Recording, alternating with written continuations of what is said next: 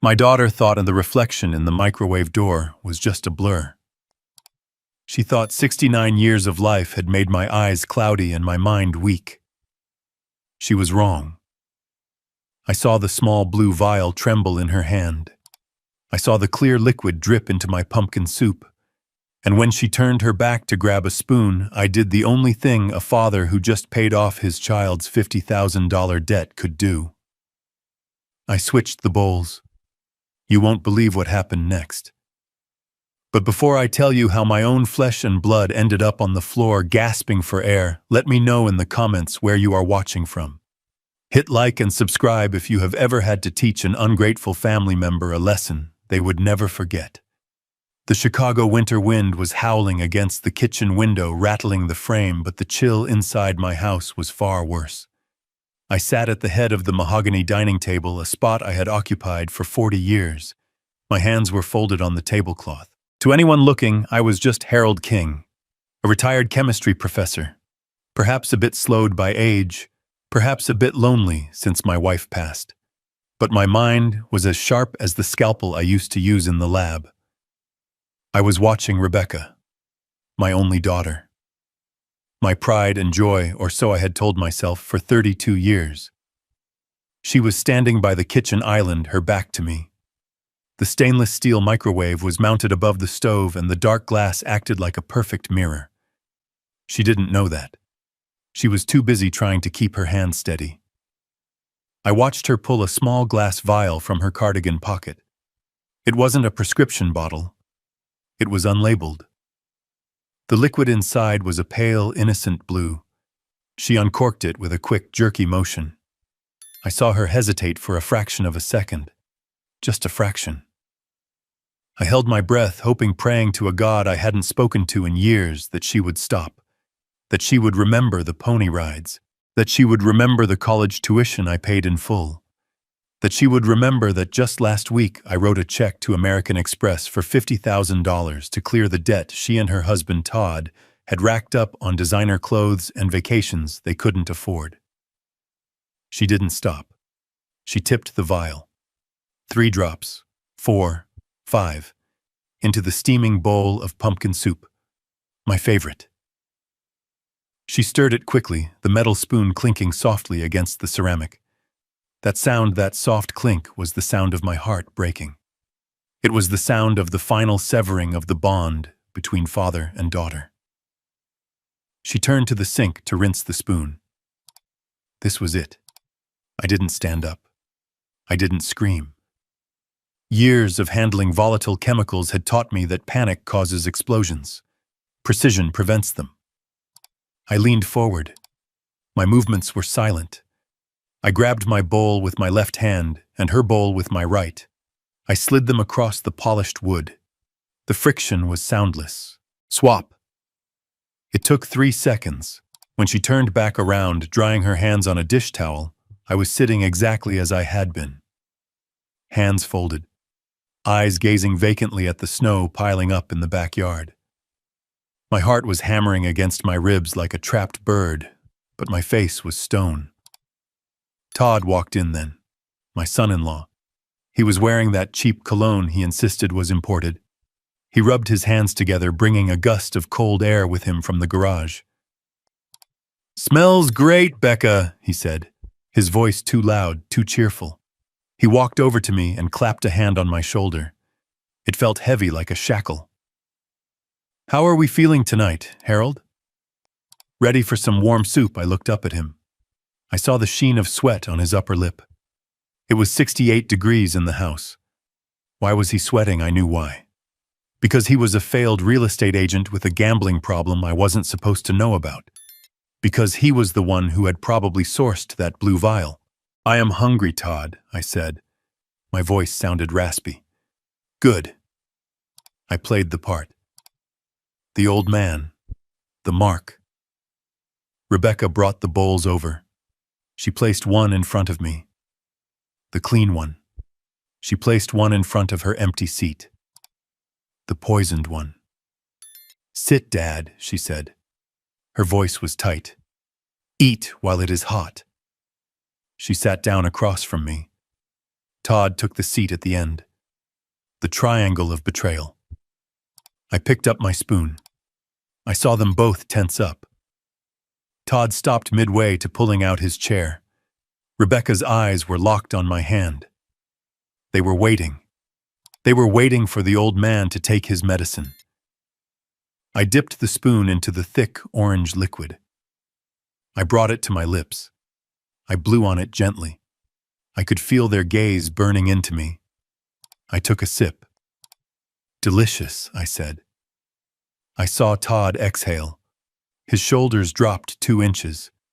Rebecca forced a smile that looked more like a grimace. "I am glad you like it, Dad," she said. She picked up her own spoon. I watched her. I watched the woman I had taught to ride a bike. The woman I had taught the periodic table to. I remembered a Tuesday afternoon when she was 10. She had asked me, "Daddy, what happens if you mix bleach and ammonia?" I had sat her down and explained the chemical reaction, the chloramine gas, how it burns the lungs. I taught her that chemistry respects no one. It is cause and effect. Action and reaction. If you introduce a foreign agent into a system, the system reacts. She was introducing the agent into her own system now. She took a large spoonful. She swallowed. "Eat up, Rebecca," I said softly. "You need your strength." We ate in silence for a few minutes. The only sound was the scraping of spoons. I ate slowly, savoring every bite of the soup that was meant to be my last meal. It tasted of nutmeg and cream. It tasted of survival. Todd was eating fast, shoveling food into his mouth as if to get it over with. He kept glancing at me, then at his watch, so Harold Todd said, his mouth half full. Rebecca and I were talking. We were thinking about the house maintenance. "It is a lot for you, isn't it? With the snow and the roof repairs." "Here it comes. The pitch." "It is fine, Todd," I said, wiping my mouth with a napkin. "I manage." "But do you?" Rebecca chimed in. She put her spoon down. "Dad, you left the garage door open last night. And last week you forgot to pay the water bill. We are just worried." I hadn't forgotten the water bill. I had placed the check in the mail on Monday. And the garage door, Todd had the code. He had probably opened it himself to gaslight me. "I am fine," I repeated. Maybe Todd said, leaning in. "But we found this great facility. Assisted living. Top tier. Just outside the city. We think it might be time to look at it." "Just look." I looked at Rebecca. She was taking another bite of soup. "Is that what you want, Becca?" I asked. "You want to put me in a home?" She swallowed. "It is for your own good, Dad. We just want you to be safe." Safe. The word hung in the air, heavy with irony. Suddenly Rebecca frowned. She dropped her spoon. It clattered loudly against the bowl. She brought a hand to her throat. "What is wrong?" Todd asked, looking at her. "I don't know," she whispered. Her voice sounded wet. "It tastes bitter." "Must be the sage," I said calmly. I took another sip of my soup. "Tastes fine to me." She coughed. A dry, hacking cough. She rubbed her chest. "It is hot in here," she said. "Is the heat on too high?" She pushed her chair back. She looked pale. The color was draining from her face faster than I had ever seen. Digitalis. It had to be. I recognized the signs. I was a chemist, after all. Foxglove extract. It causes nausea, vomiting, and then cardiac arrhythmias. In high doses, it stops the heart. It mimics a heart attack. A perfect weapon for killing an old man with high blood pressure. But Rebecca had a strong heart. Her metabolism was faster. It would hit her differently. "My vision," she stammered. She blinked rapidly. It is blurry. There are halos around the lights." Todd stood up. "Becca." "You okay? I feel sick." She gagged. She doubled over, clutching her stomach. "Oh, God." I sat still. I watched the chemistry experiment unfold. Todd rushed to her side. What is it? Is it the flu? She vomited on the floor. Violent. Sudden. I stood up then, but I moved slowly like the old man they thought I was. Oh dear, I said. Dad, help me, Todd yelled. She is burning up. He touched her forehead. She was convulsing now, her body seizing up in the chair. She slid off and hit the floor with a thud. It is not the flu, I said. My voice was cold steel.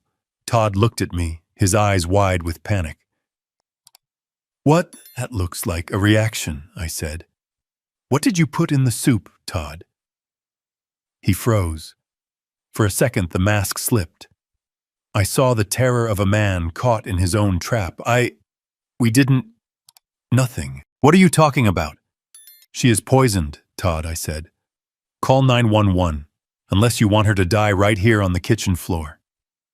He scrambled for his phone, his fingers fumbling over the screen. Rebecca was gasping for air. Her eyes were rolling back in her head. Her hands clawed at the linoleum. She looked at me. In that moment of agony, clarity returned to her eyes. She looked at me, then at the empty bowl in front of her, then at the bowl in front of me. She knew. Dad, she wheezed. You. Don't try to speak, honey, I said, kneeling beside her. I didn't touch her. I just leaned close. Save your energy. You are going to need it to explain this to the police. Todd was screaming into the phone. Yes. My wife, she is having a seizure. I don't know, she just ate dinner while his back was turned. I saw it. Rebecca had dropped a tissue from her pocket when she fell. Wrapped inside was the empty vial. She hadn't thrown it in the trash. She had kept it on her. Amateur. I reached out and palmed the tissue. I slid it into my cardigan pocket. Exhibit A.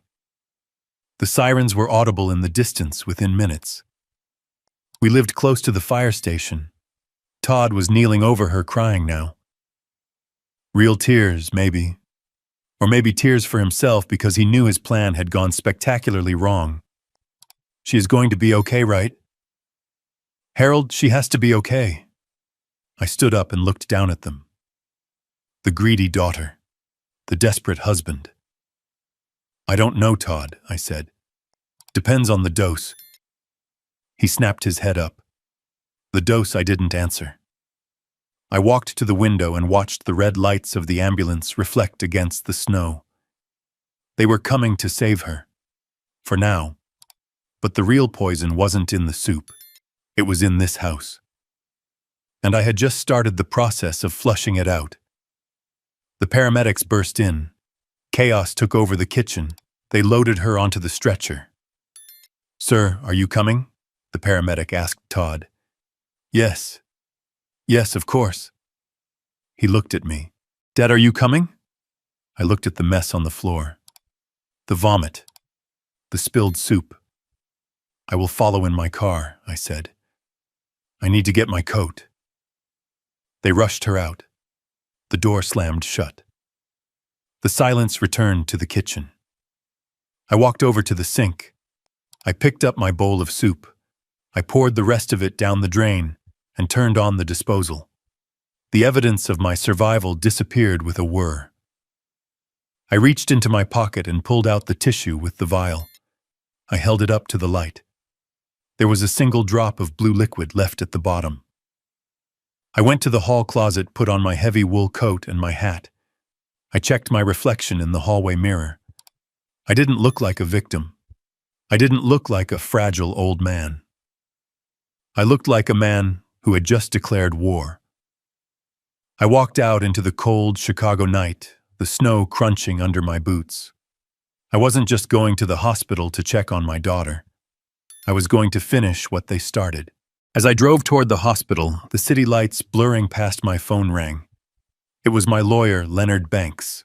I had texted him a single code word while the paramedics were working foxglove. Harold Leonard's voice was deep gravelly. You initiated the protocol. Is it done? They tried tonight, Leonard, I said, keeping my eyes on the icy road. Digitalis in the soup. Jesus, Chew, Leonard breathed. Are you okay? I am fine. Rebecca ate it. There was a long silence on the line. Leonard Banks was the only person who knew the full extent of my net worth. He knew about the $15 million from the pharmaceutical patent I sold 5 years ago. He knew I had been pretending to be a middle-class pensioner to test my family. He knew the test results were failing. She ate it, Leonard asked. I switched the plates. Harold, that is complicated. It is self-defense, I said. Now listen to me. I am heading to Mercy Hospital. Todd is going to try to spin this. He is going to say I am senile. He is going to say I confused the ingredients. He is going to try to push for the conservatorship tonight. I will meet you there, Leonard said. I will bring the papers. We freeze everything I said. The joint accounts, the credit cards, the mortgage payments. I want them to feel the cold, Leonard. I want them to know what it feels like to have absolutely nothing. I hung up. I pulled into the hospital parking lot. I could see Todd pacing in the brightly lit emergency room entrance. He was on his phone again, probably calling his bookie, or maybe a lawyer. I turned off the ignition. I sat in the dark car for a moment. I thought about the little girl who used to hold my hand when we crossed the street. That girl was gone. She had been replaced by a stranger who would poison her own father for an inheritance. I stepped out of the car. I walked toward the sliding glass doors. The daughter thought I didn't see her, but I see everything. And tonight, everyone else would see it too. The antiseptic sting of the emergency room air burned my nostrils, a sharp contrast to the winter chill I had left outside. I sat on the edge of a hard plastic chair, my coat pulled tight around me, watching the double doors where they had taken Rebecca. Todd was pacing back and forth in front of the nurse's station, his shoes squeaking on the linoleum. He was putting on a show, running his hands through his hair, demanding updates, playing the part of the terrified husband to perfection. But I saw the way his eyes darted around the room, checking the exits, checking the faces of the officers who had just arrived. He wasn't terrified for his wife. He was calculating the odds of his survival. A doctor pushed through the swinging doors. He looked exhausted, his scrubs wrinkled. Dr. Patel, his badge read. He scanned the waiting area and his eyes landed on us. Todd rushed him before he could even take a breath. "Is she alive?" Todd shouted, grabbing the doctor's arm. "Tell me she is alive." "She is stable, Mr. King," the doctor said gently, removing Todd's hand. But it was close. "We have identified the toxin. It is digitalis. A massive overdose." The word hung in the air like a guillotine blade. Digitalis. Foxglove. A common garden plant, beautiful and deadly. A plant that I, Harold King, the retired chemistry professor with a passion for botany, had growing in my greenhouse. Todd froze. For a split second, I saw the gears turning in his head. He had expected the doctor to say food poisoning or an allergic reaction. He hadn't expected them to identify the specific poison so quickly. But Todd was a survivor, a cockroach who thrived in the dark, and he pivoted faster than I gave him credit for. He spun around and pointed a trembling finger directly at my face. "It is him!" Todd screamed, his voice cracking with manufactured hysteria. "It is the old man." The two police officers standing by the entrance stepped forward, their hands resting instinctively on their belts. The room went silent. Everyone, the nurses, the patients with broken arms and fevers, turned to stare at the white-haired man shrinking into his coat. "What are you talking about, sir?" one of the officers asked, stepping between Todd and me. "He grows it," Todd yelled, spit flying from his lips. "He has a garden full of weird plants. Foxglove. He grows foxglove. He makes these teas, these herbal remedies because he doesn't trust modern medicine." He turned his wild eyes on me. "You did this, Harold. You confused the jars again, didn't you? You put your poison in the soup thinking it was parsley or some other weed." The officer turned to me. His expression wasn't accusatory yet, but it was wary. "Sir, do you grow foxglove?" This was the moment, the fork in the road. I could stand up, straighten my spine, and tell them that I was a sane man who had just outsmarted a murder attempt. I could tell them about the debt, the switch, the blue vial in my pocket. But if I did that now, it would be my word against theirs. It would be a messy domestic dispute. Todd would lawyer up. He would hide the money trail. He would claim I was paranoid. No, I needed them to feel safe. I needed them to think they had won. I needed to be the prey so they wouldn't see the trap snapping shut around their ankles. I let my shoulders slump. I allowed my hands to tremble, visibly rattling the buttons on my coat. I widened my eyes, letting them fill with the watery confusion of the elderly. I don't know, I stammered, my voice weak and thready. I have a garden, yes. I dry herbs, for tea, for seasoning. You see, Todd shouted triumphantly.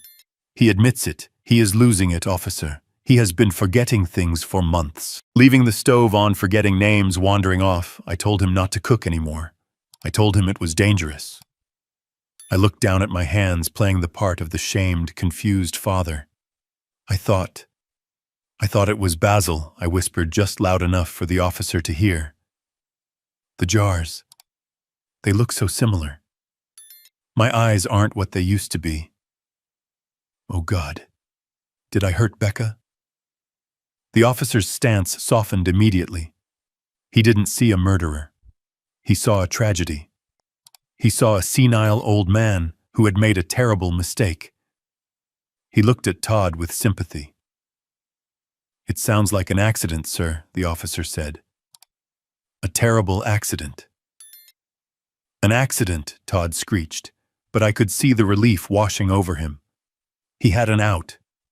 He didn't have to go down for attempted murder. He could pin it on my failing mind. It was perfect for him. Better than perfect. It laid the groundwork for the conservatorship. He almost killed my wife, Todd yelled, forcing tears now. He is dangerous. He can't be left alone. We have been trying to get him help, trying to get him into a facility, but he refuses. I buried my face in my hands and let out a sob. It wasn't hard to cry. I was crying for the daughter who had sat at that table and watched me eat, waiting for me to die. I am so sorry, I wept. I am so confused lately. I just wanted to make a nice dinner. The doctor looked uncomfortable. Mr. King, digitalis toxicity is very specific. We need to know exactly how much was in the food to treat her effectively. Do you have the plant matter? I threw it out, I stuttered. In the disposal. I cleaned up. I wanted the kitchen to be clean.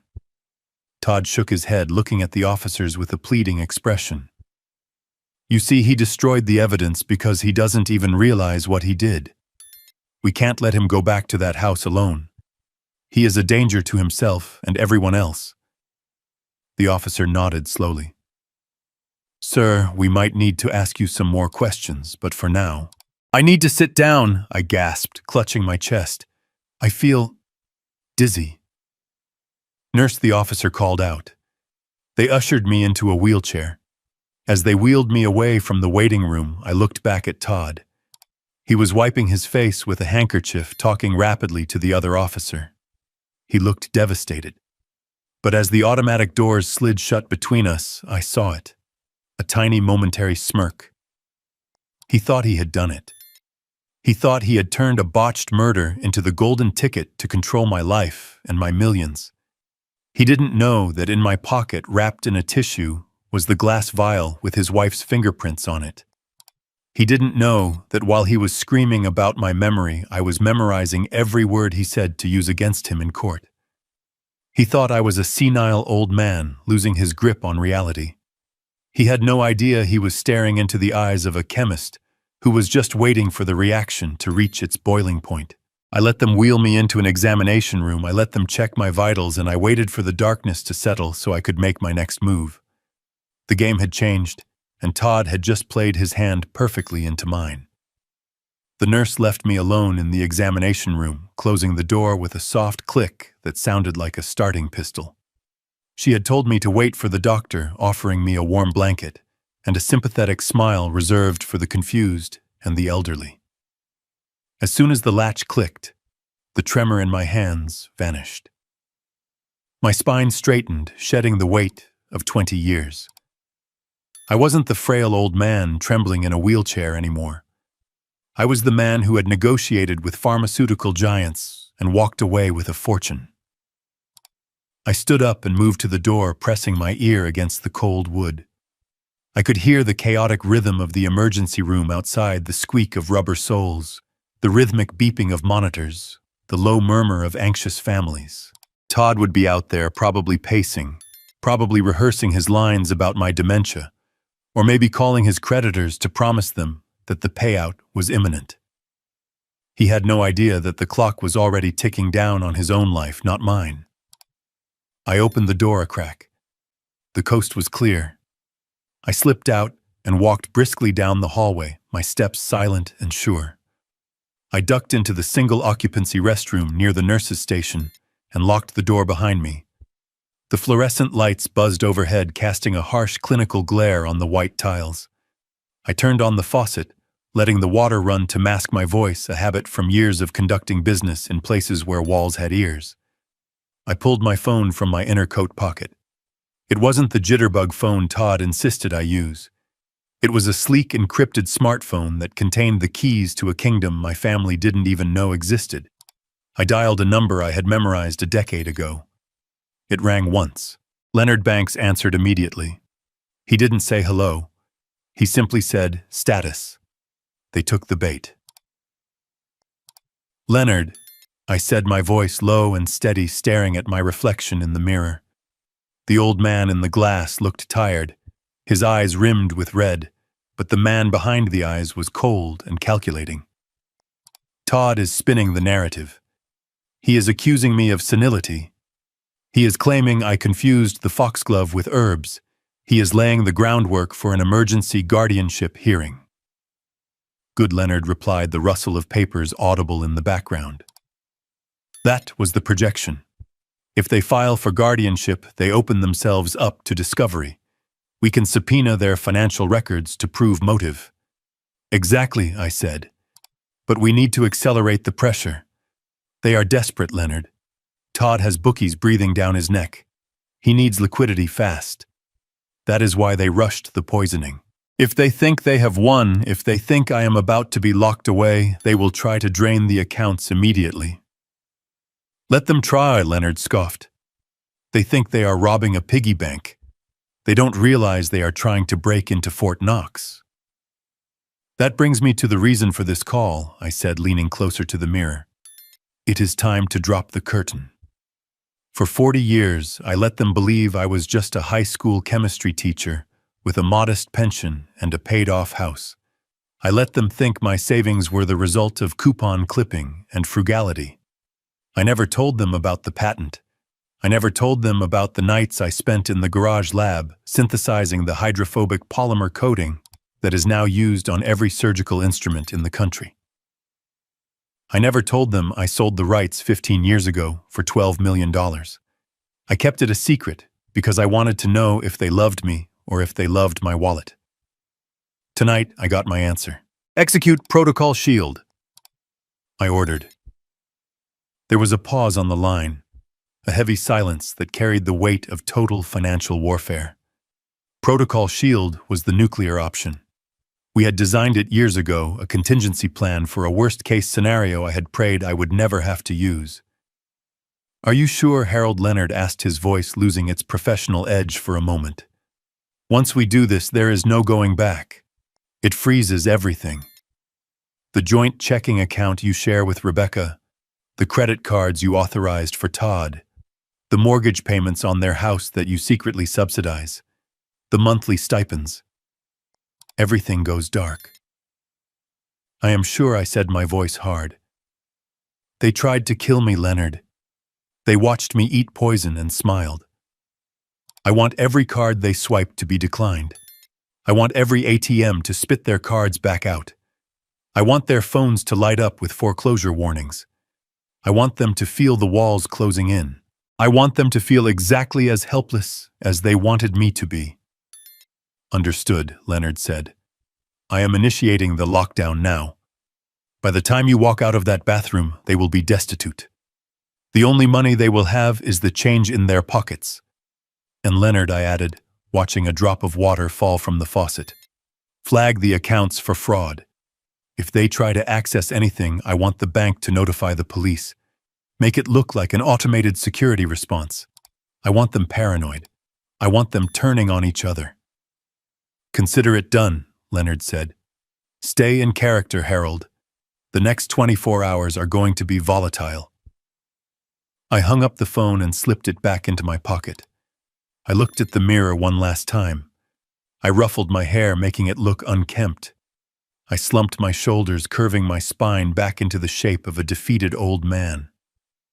I practiced the vacant stare, the trembling lip. I turned off the faucet. The silence returned. I unlocked the door and stepped back out into the hallway, shuffling my feet, looking lost and small.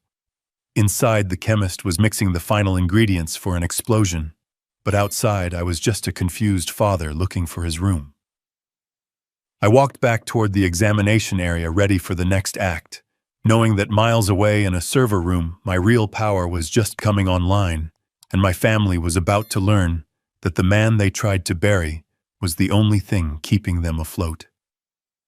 I slumped in the uncomfortable vinyl chair of the hospital waiting room, my chin resting heavily on my chest, my breathing shallow and rhythmic. To the passing nurses and the weary orderly mopping the floor, I was just another exhausted old man worn down by the trauma of the night. A father who had almost lost his daughter to a terrible accident. But beneath the brim of my hat, my eyes were open just a slit, and my ears were tuned to a frequency of desperation that only a man like Todd could emit. Todd was pacing near the vending machines a few yards away. He was vibrating with anxiety, his movements jerky and uncoordinated. He kept checking his phone, the screen illuminating his pale, sweaty face in the dim light of the corridor. He looked like a trapped animal, and I knew exactly why. The poison hadn't worked. The police hadn't arrested me, and now the silence from his end was about to be broken by the people he feared more than the law. His phone buzzed. It wasn't a ringtone. It was a harsh, angry vibration against his thigh. Todd jumped as if he had been electrocuted. He fumbled to get it out of his pocket, nearly dropping it on the linoleum. He looked at the screen, and I saw the color drain from his face until he looked like a corpse standing upright. He didn't answer immediately. He looked around, his eyes darting over the empty chairs, the sleeping families, and finally landing on me. I let out a soft snoring wheeze, shifting my weight slightly, as if settling deeper into sleep. Satisfied that his audience was unconscious, Todd answered the phone. He didn't say hello. He just whispered a frantic, hushed hiss that carried perfectly in the sterile silence of the hallway. I know what time it is, Sal. I know. He turned his back to me, hunching his shoulders as if trying to make himself small enough to disappear. Please, you have to listen to me. There was a complication. A medical complication. No, not me. The asset. I almost smiled. The asset. That was what 40 years of fatherhood had been reduced to. I wasn't a person. I wasn't a father-in-law. I was an asset to be liquidated. Todd listened for a moment, and then he began to tremble violently. He gripped the phone so hard, his knuckles turned white. No, Sal, please don't touch her.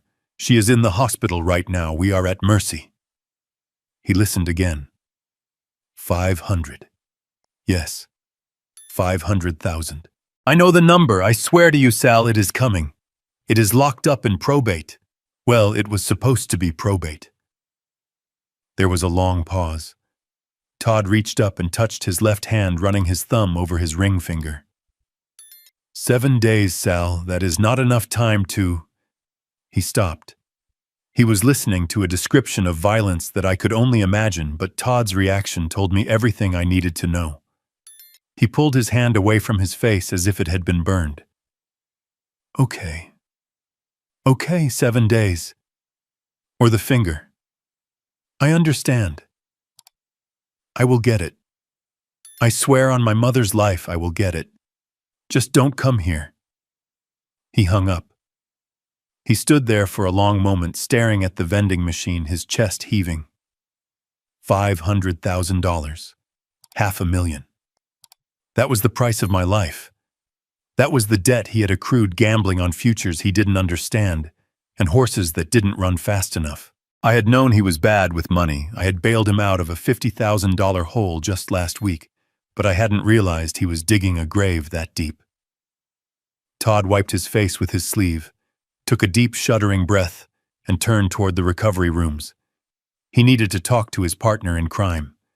He needed a new strategy, because murder had failed, and the sharks were circling.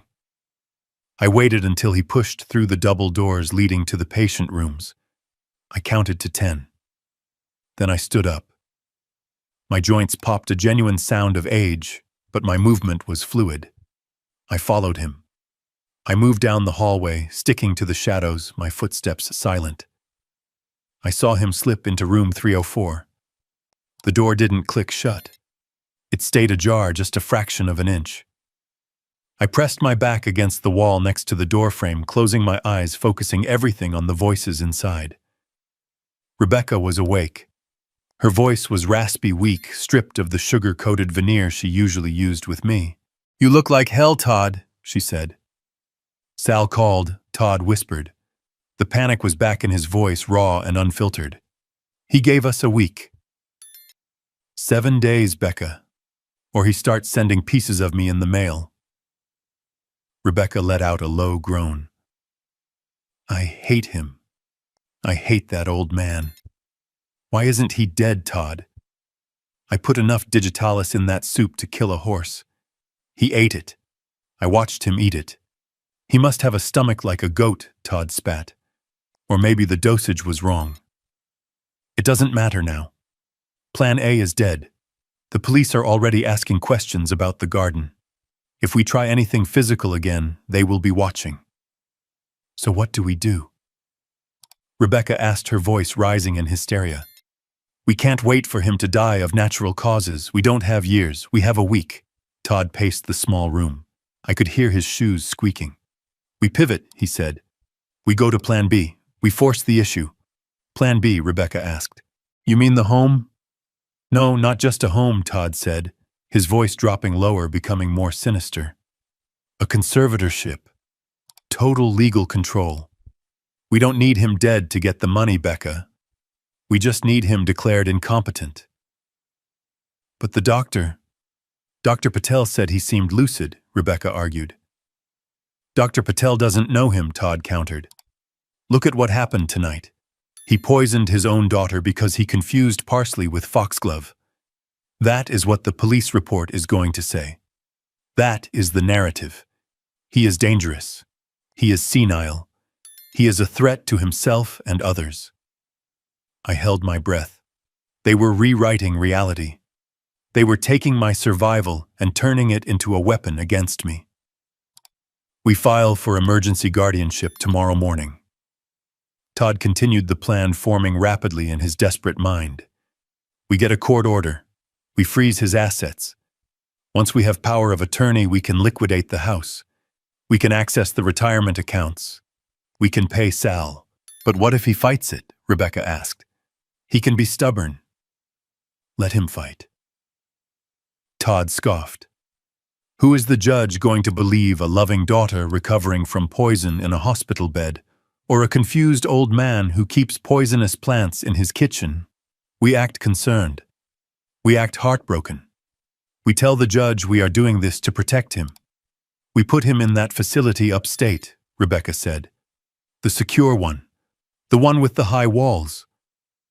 Exactly, Todd said. We lock him away where he can't hurt anyone, and we take control of the estate. It is clean, it is legal, and it solves the problem in 48 hours. I stepped away from the door. I had heard enough.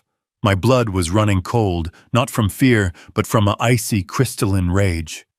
They weren't just going to kill me. They were going to erase me. They were going to strip me of my rights, my name, and my freedom. They were going to use the law as a bludgeon to steal what I had built. I walked back toward the waiting room, my mind racing. They thought they were playing chess, but they were still playing checkers. They thought the only money I had was the house and the pension. They didn't know about the offshore accounts. They didn't know about the patent royalties. And most importantly, they didn't know that I had just activated a protocol that would turn their financial world into a desert before the sun came up. I sat back down in the vinyl chair, assuming my position of the sleeping, frail old man. Let them file their papers. Let them call their lawyers. They were about to find out that trying to trap a chemist is a dangerous game. Because while they were planning to lock me up, I was about to blow the roof off their entire lives. I closed my eyes and waited for morning. The 7-day countdown had begun for Todd, but my countdown was much shorter. The silence in the car on the way back from the hospital was heavy enough to crush a lesser man. But I sat in the back seat, humming a tuneless melody, watching the frozen Chicago streets roll by. Rebecca was slumped in the passenger seat, her skin the color of wet ash, still weak from the purging of the poison. Every now and then she would cast a hateful glance at me in the rearview mirror, her eyes burning with a mixture of nausea and venom. Todd gripped the steering wheel as if he were trying to strangle it, his knuckles white, his jaw working silently. He was driving too fast, weaving through traffic with the desperation of a man who could hear the clock ticking down on his own life. We pulled into the driveway, the tires crunching on the snow I hadn't shoveled. The house looked dark and uninviting, a stage set for a tragedy that was only halfway through its second act. Todd helped Rebecca out of the car, supporting her weight as she shuffled toward the front door. I followed behind them, moving with the exaggerated slowness of the infirm, clutching my coat collar against the wind. Inside, the air was stale, smelling faintly of the pumpkin soup I had poured down the drain. Todd settled Rebecca onto the living room sofa, piling blankets on her, until she looked like a cocoon of misery. "I need water," she croaked, her voice sounding like sandpaper on stone, "and something to eat. My stomach is empty." "I will go to the store," Todd said, checking his watch. He was jittery, his eyes darting around the room. "I need to get things, electrolytes, crackers, maybe some soup." He looked at me. "Don't touch her," he warned. "Don't you dare go near the kitchen." I raised my hands in a gesture of surrender, letting my lower lip tremble. "I am just going to sit in my chair, Todd. I am tired. So tired." Todd grabbed his wallet and keys. "I will be back in 20 minutes, he told Rebecca. "Then we figure this out." He slammed the door behind him. The sound echoed through the house. I walked to my leather armchair in the corner, the one that faced the window and the sofa. I sat down and watched my daughter. She was staring at the ceiling, her breathing shallow. "Why didn't you die?" she whispered, not looking at me. "It would have been so much easier." I didn't answer. I just looked at her with sad, watery eyes, while inside my mind was calculating the distance to the grocery store and the exact moment Todd would be standing at the checkout counter. I imagined it vividly. He would pile the belt high with expensive recovery drinks, organic broths, maybe a bottle of wine for himself to take the edge off. He would watch the total climb. He would slide his card, the platinum one linked to my primary account, the one he had been authorized to use for emergencies, but used for golf clubs. And then the beep. The decline. I checked the grandfather clock in the hallway. 10 minutes. He would be there now. He would be trying the second card. The one I opened for Rebecca. Declined. He would be sweating. He would be trying the debit card for the joint household expenses. Declined. Account frozen. Flagged for suspicious activity. He would be standing there under the fluorescent lights with a line of impatient shoppers behind him, realizing that the plastic in his wallet was just useless scrap. He would have to walk away. He would have to leave the bags. He would have to walk back to his car with nothing. the humiliation burning his cheeks, the realization dawning that the well had run dry. It took him 40 minutes to return. I heard the car screech into the driveway, the engine cutting off abruptly. The front door flew open so hard it banged against the wall, knocking a picture frame askew. Todd stormed in. He didn't have any grocery bags. His face was a mask of pure, unadulterated rage. He looked like a man who had just stared into the abyss and found it empty. "You!" he screamed, pointing a shaking finger at me. Rebecca sat up, alarmed. "Todd." "Where is the food? There is no food!" Todd yelled, kicking the door shut. The cards didn't work. "None of them what?" Rebecca asked, confusion clouding her face. "What do you mean they didn't work?" "Declined all of them, insufficient funds. Issuer restricted." I tried the credit, the debit, even the emergency card. I stood there like a beggar. He marched over to my chair, towering over me. I shrank back, pressing myself into the leather, making myself small. "What did you do?" Todd hissed, spit flying from his lips. "What did you do to the accounts?" I blinked rapidly, looking up at him with wide, innocent eyes. "The accounts," I stammered. Oh, yes. Leonard." Todd froze. "Leonard." "Your lawyer," I nodded slowly. "I called him. From the hospital. After the accident with the soup." I was so scared, Todd. The police were asking questions. I felt so confused. So Todd demanded, "What did you tell him?" I told him I was losing it. I whispered, my voice trembling. I told him I couldn't trust myself anymore. I told him I almost hurt Becca because I couldn't tell the jars apart.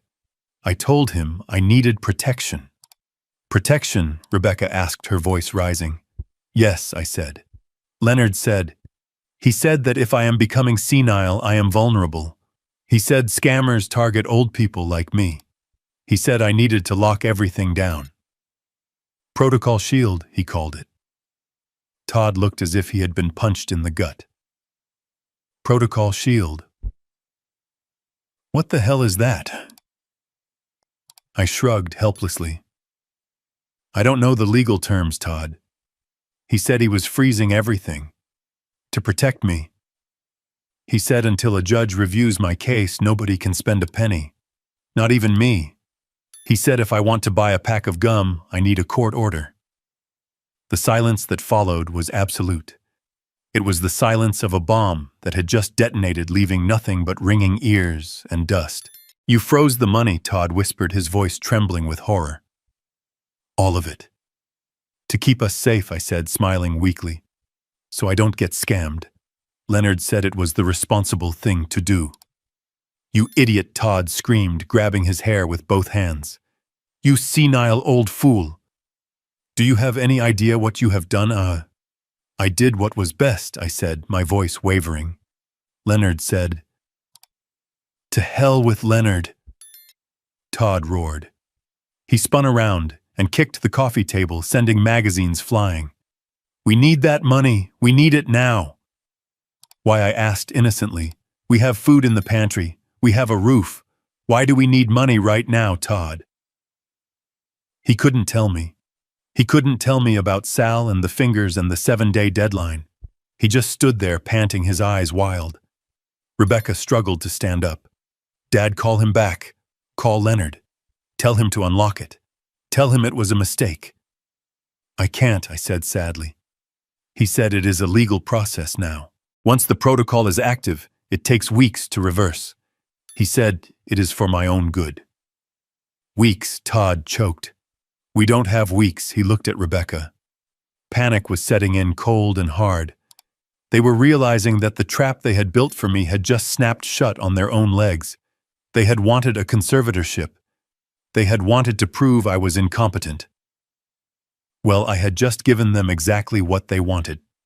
I had acted so incompetent that the law had stepped in to protect me from everyone, including them. "Cash," Todd muttered. "We need cash. There has to be cash in the house." He looked around the room, his eyes landing on the antique secretary desk in the corner, the one where I kept my correspondence. Where do you keep it? He demanded, turning to me. The emergency fund. The stash. Every old man has a stash. I usually use the bank, I stuttered. Liar, Todd shouted. He ran to the desk and ripped open the drawers. He dumped the contents onto the floor, papers, pens, old stamps. He rifled through them frantically. Nothing. Check the bedroom. Rebecca yelled, adrenaline temporarily overriding the poison in her system. Under the mattress, in the closet, they went into a frenzy. It was pathetic and terrifying to watch. Todd ran up the stairs, his heavy footsteps thudding overhead. I heard drawers being pulled out and thrown against the walls. I heard the crash of a lamp. He was tearing my bedroom apart, looking for the bundles of cash he imagined I had hoarded. Rebecca limped into the kitchen. I heard the clatter of ceramic jars being overturned. She was checking the cookie jars, the freezer, the space behind the loose brick in the pantry. I stayed in my chair. I didn't move. I listened to the destruction of my home, and I felt a strange sense of calm. Let them look. Let them destroy the furniture. They wouldn't find a dime. I had moved the cash years ago. The only thing they would find was dust and their own desperation. Todd came back down the stairs a few minutes later, red-faced and empty-handed. He was holding a small wooden box he had found in my closet, my wife's jewelry box. "This is it," he screamed, shaking the box. "Costume jewelry, where are the diamonds? Where is the gold?" "Mom was buried with her rings, Todd," I said softly. "You know that." He threw the box across the room. It shattered against the fireplace, spilling cheap bead necklaces across the hearth. "We are screwed," he whispered. He looked at Rebecca. "Sal isn't going to wait for a court order." "What do we do?" Rebecca asked, her voice trembling. Todd looked at me.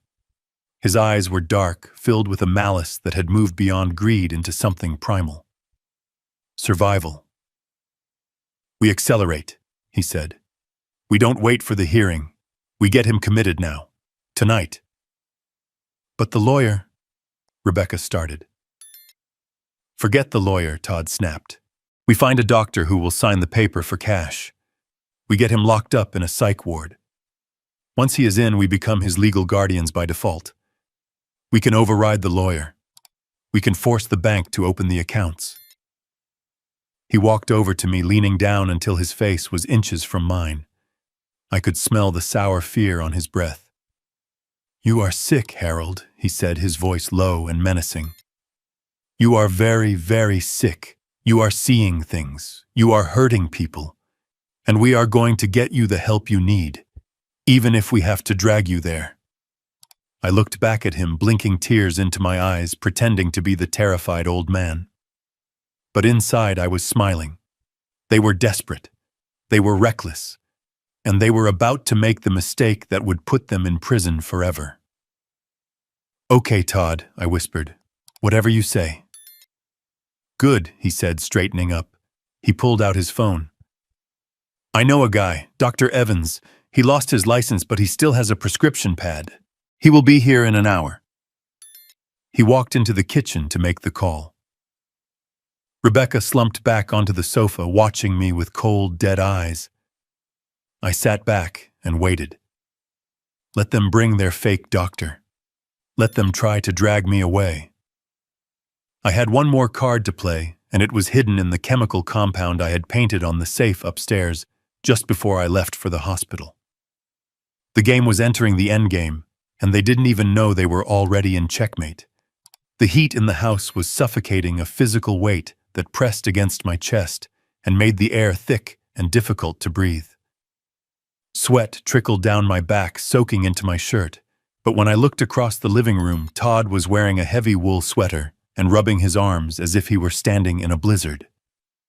Rebecca was wrapped in a thick afghan, her teeth chattering with a theatrical intensity that would have been comical if their intentions weren't so deadly. They had cranked the thermostat up to 85 degrees, turning the house into a sauna, but the psychological temperature they were trying to set was absolute zero. I wiped my forehead with a trembling hand playing my part. "It is very warm in here, isn't it?" I asked, my voice weak and confused. I pulled at my collar. "Maybe we could crack a window." Todd looked at me with wide, incredulous eyes. "Warm, Harold, it is freezing. The furnace is barely keeping up with the draft. Look at the thermostat." He pointed to the digital readout on the wall. It read 62 degrees. I knew he had tampered with the sensor, or simply taped a fake image over the screen, but to the senile old man I was pretending to be, it was reality warping before my eyes. I blinked, trying to focus, letting my jaw drop slightly. "But I am sweating, Todd," I whispered.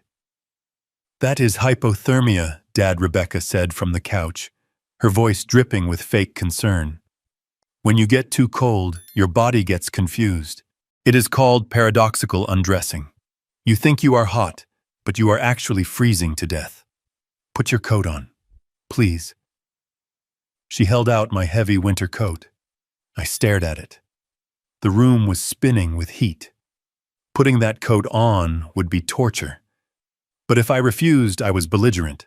If I put it on, I was compliant but crazy. They were rewriting my sensory inputs, trying to make me doubt the very skin I lived in. I took the coat.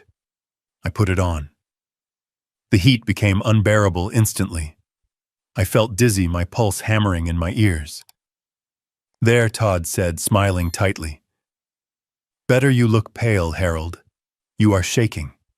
I was shaking from heat exhaustion, but to them it was proof of my decline.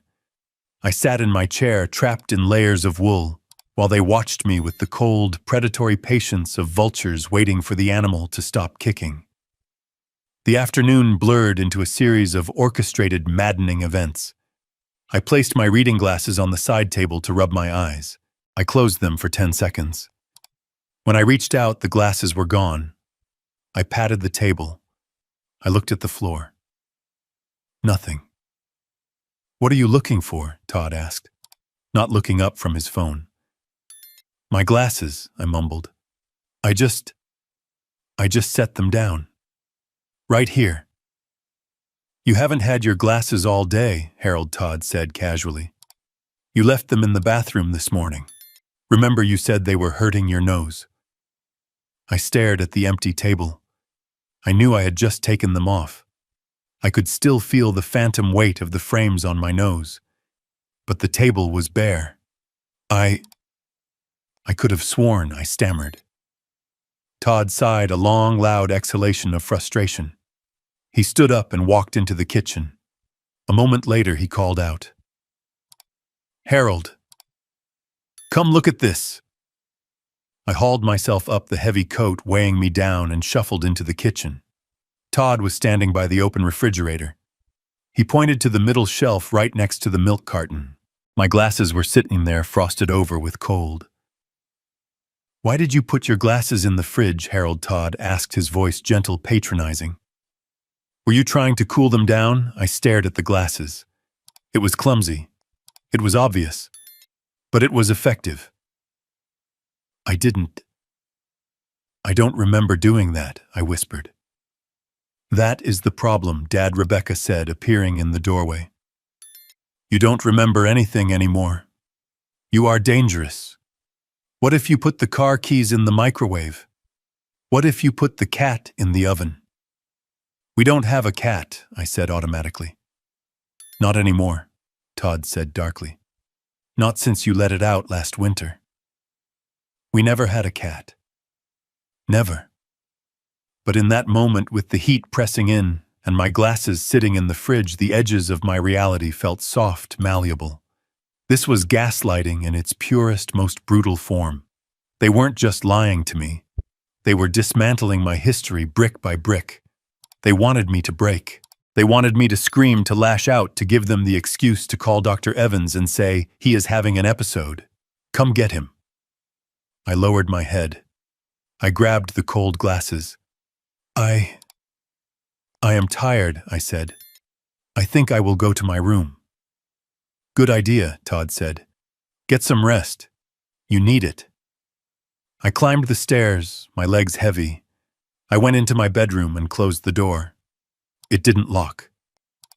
They had removed the lock weeks ago, claiming it was a safety hazard in case I fell. I took off the coat and threw it on the floor, gasping for cool air. I opened the window a crack, letting the winter freeze bite my skin, grounding me, reminding me that I was alive, I was sane, and I was angry. Night fell, bringing with it a new kind of torment. I lay in bed feigning sleep, my breathing deep and even.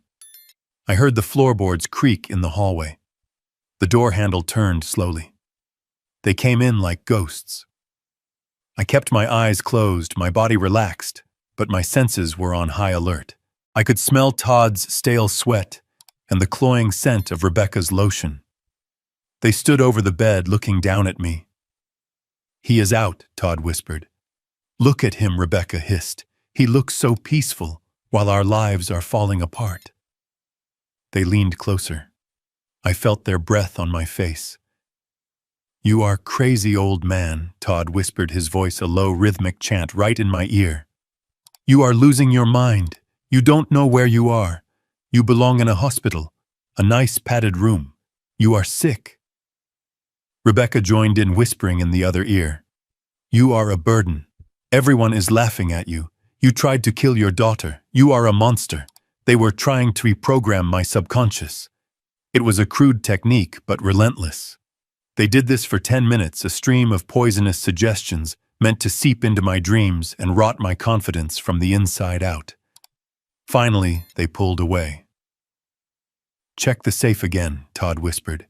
Maybe he wrote the combination down somewhere new. I heard them rummaging through my dresser drawers, quiet as mice. They checked the pockets of my pants. They looked under the rug. They were desperate for the code to the wall safe hidden behind the painting of the ship in the storm. They knew there wasn't cash in the bank accounts anymore, so they had convinced themselves I must have a physical stash. They left empty-handed, closing the door silently. I waited. I counted to 1,000 in my head, visualizing the periodic table, grounding myself in the immutable laws of the universe. Hydrogen, helium, lithium, beryllium, facts, truth, things they couldn't touch. When the house was silent, I sat up. I didn't turn on the lamp. I moved by the moonlight, filtering through the sheer curtains. I walked to my closet and reached into the back inside the pocket of an old raincoat I hadn't worn in years. I pulled out a small opaque jar and a UV flashlight. I wasn't just a chemistry professor. I was an inventor. And this jar contained a compound I had synthesized for fun years ago, an invisible powder that reacted to the oils in human skin and glowed a brilliant, undeniable crimson under ultraviolet light. It was adhesive, transferable, and impossible to wash off with just water. I moved to the painting of the ship. I swung it open, revealing the steel face of the safe. It was a sturdy model, impossible to crack without a drill or the code. I put on a pair of latex gloves from my first aid kit. I opened the jar. Carefully, methodically, I brushed the fine powder onto the keypad. I dusted the handle. I coated the entire front panel of the safe. The powder was invisible to the naked eye. To anyone looking, the safe was just cold steel. But to anyone who touched it, it would be a branding iron. I closed the painting. I stripped off the gloves and hid them. I hid the jar. I went back to bed, but I didn't sleep. I lay there staring at the ceiling, waiting. They were desperate. The loan sharks had given them a deadline. They wouldn't wait for the court order. They wouldn't wait for the doctor. They would try to crack the safe tonight. They would think I was asleep, broken by the heat and the confusion. They didn't know that I had just turned the object of their desire into the evidence of their crime. When Todd touched that keypad, he wouldn't just be trying to steal my money. He would be painting a target on his own hands. And tomorrow, when the police arrived, I wouldn't need to say a word. I would just turn on the light, and his guilt would shine like blood in the dark. Let them whisper. Let them hide my glasses. Chemistry doesn't lie, and by morning, the reaction would be complete. The grandfather clock in the hallway chimed 2 a.m. the sound reverberating through the floorboards like a funeral toll. I was already awake, of course. I had been awake since the moon rose, sitting in the wingback chair in the shadows of my bedroom, wrapped in a dark blanket that merged with the gloom. My phone was in my hand, the screen dimmed to the lowest setting, the camera app open and waiting. I wasn't just an old man hiding in the dark. I was a hunter in a blind, waiting for the predators to return to the bait. I knew they would come. Desperation has a scent acrid and metallic, and the entire house reeked of it. Todd had been pacing downstairs for hours, the vibrations of his footsteps transmitting his panic through the frame of the house. The 7-day deadline from his loan shark was burning a hole in his mind, and logic had long since abandoned him. I heard the creak of the stairs. It wasn't the stealthy creep of earlier. It was heavy, clumsy. He didn't care about waking me anymore. In his mind, I was either catatonic from the gaslighting or too feeble to stop him. I moved silently to the closet. I had cracked the door earlier, creating a perfect line of sight to the painting of the storm-tossed ship on the far wall. Behind that painting was the wall safe. Behind that safe door was absolutely nothing but empty space and dust, but Todd didn't know that. He thought it was the end of the rainbow. Todd entered the room. He didn't even look at the bed where he assumed I was sleeping. He went straight for the painting. He was wearing the same clothes he had worn all day, sweat stains dark under the arms. He swung the painting open with a violent jerk, the frame hitting the wall with a thud. I pressed the record button on my phone. He stared at the keypad. I could see his profile illuminated by the moonlight. He was muttering to himself a manic stream of numbers. Birthdays, anniversaries, my social security number. He reached out and punched in a code. Beep. Red light. He tried again. Faster this time, his fingers mashing the buttons. Beep. Red light. He slammed his fist against the steel door. The sound was a dull clang that made me wince, but I kept the camera steady. "Open, you son of a bitch," Todd hissed. Rebecca appeared in the doorway. She looked like a ghost in her pale nightgown. Her hair matted her face, still gaunt from the poisoning. She didn't look at the empty bed either. She just watched her husband unravel. "He changed it," she said. Her voice was flat, devoid of emotion. He couldn't have. Todd snapped, not looking at her. "He is senile. He puts his glasses in the fridge. He doesn't remember what day it is. How could he remember to change a safe combination?" "Maybe he isn't as crazy as we want him to be," Rebecca said. She walked into the room. She stood right next to him. I zoomed in. I needed this. I needed them both in the frame. Todd turned to her, his eyes wide and wild. "Don't say that. Don't you ever say that. He is cooked, Becca. His brain is mush. He probably changed it by accident. He probably mashed the buttons thinking it was the microwave." He tried another code. Beep. Red light. Todd let out a strangled cry of rage. He turned and walked to the fireplace. He grabbed the heavy iron poker from the stand. "Todd, no," Rebecca said, but she didn't move to stop him. She just watched. "I am opening this thing," Todd growled. "I don't care if I have to peel it off the wall." He swung the poker. It connected with the keypad with a deafening crash. Sparks flew. The plastic casing of the keypad shattered, but the locking mechanism was internal hardened steel. He swung again and again. He was panting, grunting with every blow, a man trying to bludgeon his problems to death. "Stop it," Rebecca hissed. "You are going to wake the neighbors." "I don't care about the neighbors," Todd yelled, dropping the poker. It clattered on the floor. "I care about the 500 grand I owe Sal. I care about my fingers, Becca. There has to be cash in there. There has to be." He leaned his forehead against the cold steel of the safe, defeated. He placed his palms flat against the door, sliding them down, leaving a trail of sweat and oil. Perfect. He was coating himself in the invisible powder I had applied hours ago. He was marking himself with evidence that would be impossible to wash away.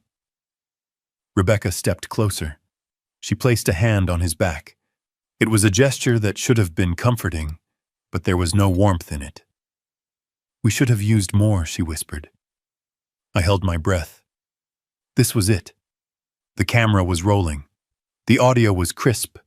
"Used more," what Todd asked, lifting his head. "The digitalis," Rebecca said. Her voice was cold, a simple statement of fact. "We should have doubled the dose. The old man should have died after that soup, Todd. We shouldn't be dealing with safes and lawyers. We should be planning a funeral." There it was, the confession. Clear as a bell. Todd turned to look at her. He didn't look horrified. He looked regretful. "I know," he said. "I messed up the extraction. I didn't concentrate it enough. He shouldn't be here." Rebecca continued looking around the room with disdain. "He is just taking up space. He is sucking up resources that belong to us. He lived his life. Why can't he just let go? Why does he have to make it so hard for us? Because he is selfish," Todd spat. "He has always been selfish, sitting on a pile of money while we drown. He hit the safe one last time with his open hand." "We stick to the plan," Todd said. "Tomorrow. Dr. Evans comes at 9. We get the signature. We get the order. We drag him out of here, kicking and screaming if we have to. Once he is in the ward, we get power of attorney. Then we get a locksmith. A professional one. And if Evans doesn't sign," Rebecca asked, "then we suffocate him with a pillow and say his heart gave out." Todd whispered, "I am done playing games, Becca. I am not losing my hands for this old fool." I stopped recording. My hand was trembling, not from age, but from the sheer adrenaline of staring pure evil in the face. I had known they were greedy. I had known they were desperate. But hearing my daughter, the girl I had carried on my shoulders, wish for my death because I was taking up space, it severed the last thread of attachment I had. The father in me died in that closet. Only the chemist remained. They left the room a few moments later, leaving the shattered remains of the keypad on the floor. I heard their footsteps fade down the hall. I heard their bedroom door click shut. I waited 10 minutes, then 20. I stepped out of the closet. I didn't turn on the overhead light. I pulled the UV flashlight from my pocket. I walked over to the safe. I clicked the light on. The beam hit the safe and the darkness erupted into color. It was a masterpiece of forensic art. The safe door was smeared with glowing crimson handprints. They shone with a violent neon intensity in the black room. I could see the whorls of Todd's fingerprints perfectly preserved on the steel. I could see where he had slapped the metal in frustration. I could see the dust on the floor where the poker had landed, speckled with the glowing powder that had fallen from the keypad. But that wasn't all. I walked to the doorframe where Rebecca had been standing. I shone the light. There on the white paint was a partial print. She had leaned against it, and on the floor a glowing trail of footprints leading out into the hall. The powder transfers. It travels. Todd had touched the safe, then he had touched his pants, his face the doorknob. I followed the trail. It led down the hall. It led to their bedroom door handle. The handle was glowing red. I went back to the safe. I took photos, high-resolution close-ups. I took photos of the smashed keypad. I took photos of the poker lying on the rug. I took photos of the glowing handprints that proved beyond a shadow of a doubt that Todd had tried to break into my property.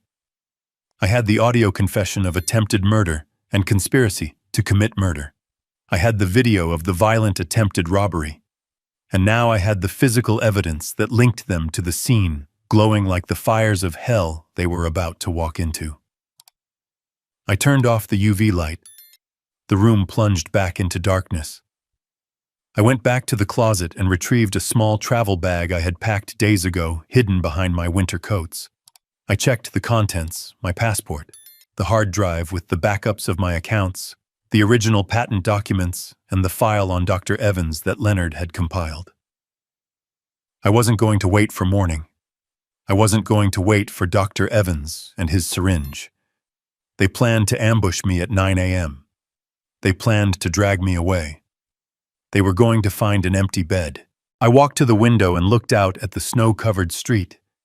It was silent and peaceful, a stark contrast to the violence that had just occurred in this room. I was leaving this house. I was leaving the memories. I was leaving the life of Harold King, the retired teacher. I slipped the phone into my pocket. The evidence was secure. The trap was primed. I just had to step out of the blast zone. I opened the window. The cold air hit me bracing and clean. I was 69 years old, but as I climbed out onto the sturdy trellis that led down to the garden, moving with a strength born of righteous fury, I felt reborn. The reaction was complete. The catalyst had been added. Now all I had to do was watch it burn. I had one leg over the windowsill, the freezing night air biting at my skin, ready to descend the trellis and vanish into the Chicago winter. But I stopped. My boot hovered over the frozen wood. Leaving was survival. Staying was victory. If I disappeared now, I would just be a missing person, a wandering senior lost in a storm. Todd would spin the narrative. He would tell the courts I had walked away in a fugue state. He would get his conservatorship in absentia, and I would spend the rest of my life looking over my shoulder. No. I needed them to commit the crime. I needed them to sign their names to a lie so big it would bury them. I needed Dr. Evans to put his pen to paper. I pulled my leg back inside. I closed the window and latched it. I hid my go-bag under the loose floorboard beneath the bed, ensuring it was invisible but accessible. Then I sat in the wingback chair, smoothed my hair, and waited for the sun to rise. At exactly 9 a.m., the doorbell rang. It wasn't a friendly chime. It was a summons. I heard Todd's heavy footsteps rushing to answer it, the murmur of voices in the foyer, and then the distinct wet cough of a smoker. I didn't wait for them to come get me. I walked out to the landing and looked down. Todd was shaking hands with a man who looked like he had been assembled from spare parts of better men. Dr. Evans was tall but stooped, wearing a suit that had been expensive 10 years ago but was now shiny at the elbows. He carried a battered leather medical bag that looked more like a prop than a tool of healing. His face was a roadmap of bad decisions, broken capillaries on his nose, a nervous tick under his left eye, and a sheen of sweat that the winter chill hadn't dried. Todd looked up and saw me. For a second, he looked terrified, as if he expected me to be holding the poker or screaming about the safe. But I just gripped the banister with trembling hands and blinked slowly. "Good morning, Todd," I said, my voice cracking perfectly. "Who is your friend?" Todd exhaled, his shoulders dropping. He put on his concerned face, the mask slipping easily back into place. "This is Dr. Evans Harold. He is a specialist. He is here to help us. Help you." I walked down the stairs, taking them one at a time like a toddler. I stopped in front of the doctor. He smelled of peppermint, trying to cover up stale bourbon. "A specialist?" I asked. For the house, Dr. Evans smiled, revealing teeth that had seen too much coffee. For the mind, Mr. King. For the memory. "Your son tells me you have been having some trouble distinguishing reality lately." I looked at Todd. He wouldn't meet my eyes. "I am fine," I whispered. I get confused sometimes." "Shall we sit?" Evans asked, gesturing to the living room as if it were his clinic. We sat. Rebecca came in from the kitchen holding a cup of coffee. She didn't offer me any. She sat next to Todd, clutching his arm, playing the part of the worried daughter. Dr. Evans pulled a clipboard from his bag. He clicked a silver pen. "Let's start with the basics, Harold. Can you tell me what year it is?" I stared at him. It was a trap. If I got it wrong, I was crazy. If I got it right, he would say I was guessing. "It is 2024, I said, making it a question. Evans wrote something down. He didn't look up. "And who is the President of the United States?" I answered correctly. He wrote again, Harold. "Your family tells me you have been exhibiting aggressive behavior, violent outbursts. Is that true?" I looked at the fireplace where Todd had smashed my wife's jewelry box. I looked at the wall where the safe was hidden behind the painting. "I don't like loud noises," I said softly. "They scare me." Evans nodded, scribbling furiously. "Paranoia. Hypersensitivity."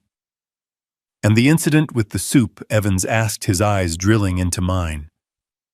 "You poisoned your daughter, Harold. Did you know you were doing it? Did the voices tell you to do it?" I felt a spike of cold rage in my gut. He wasn't diagnosing me. He was building a narrative.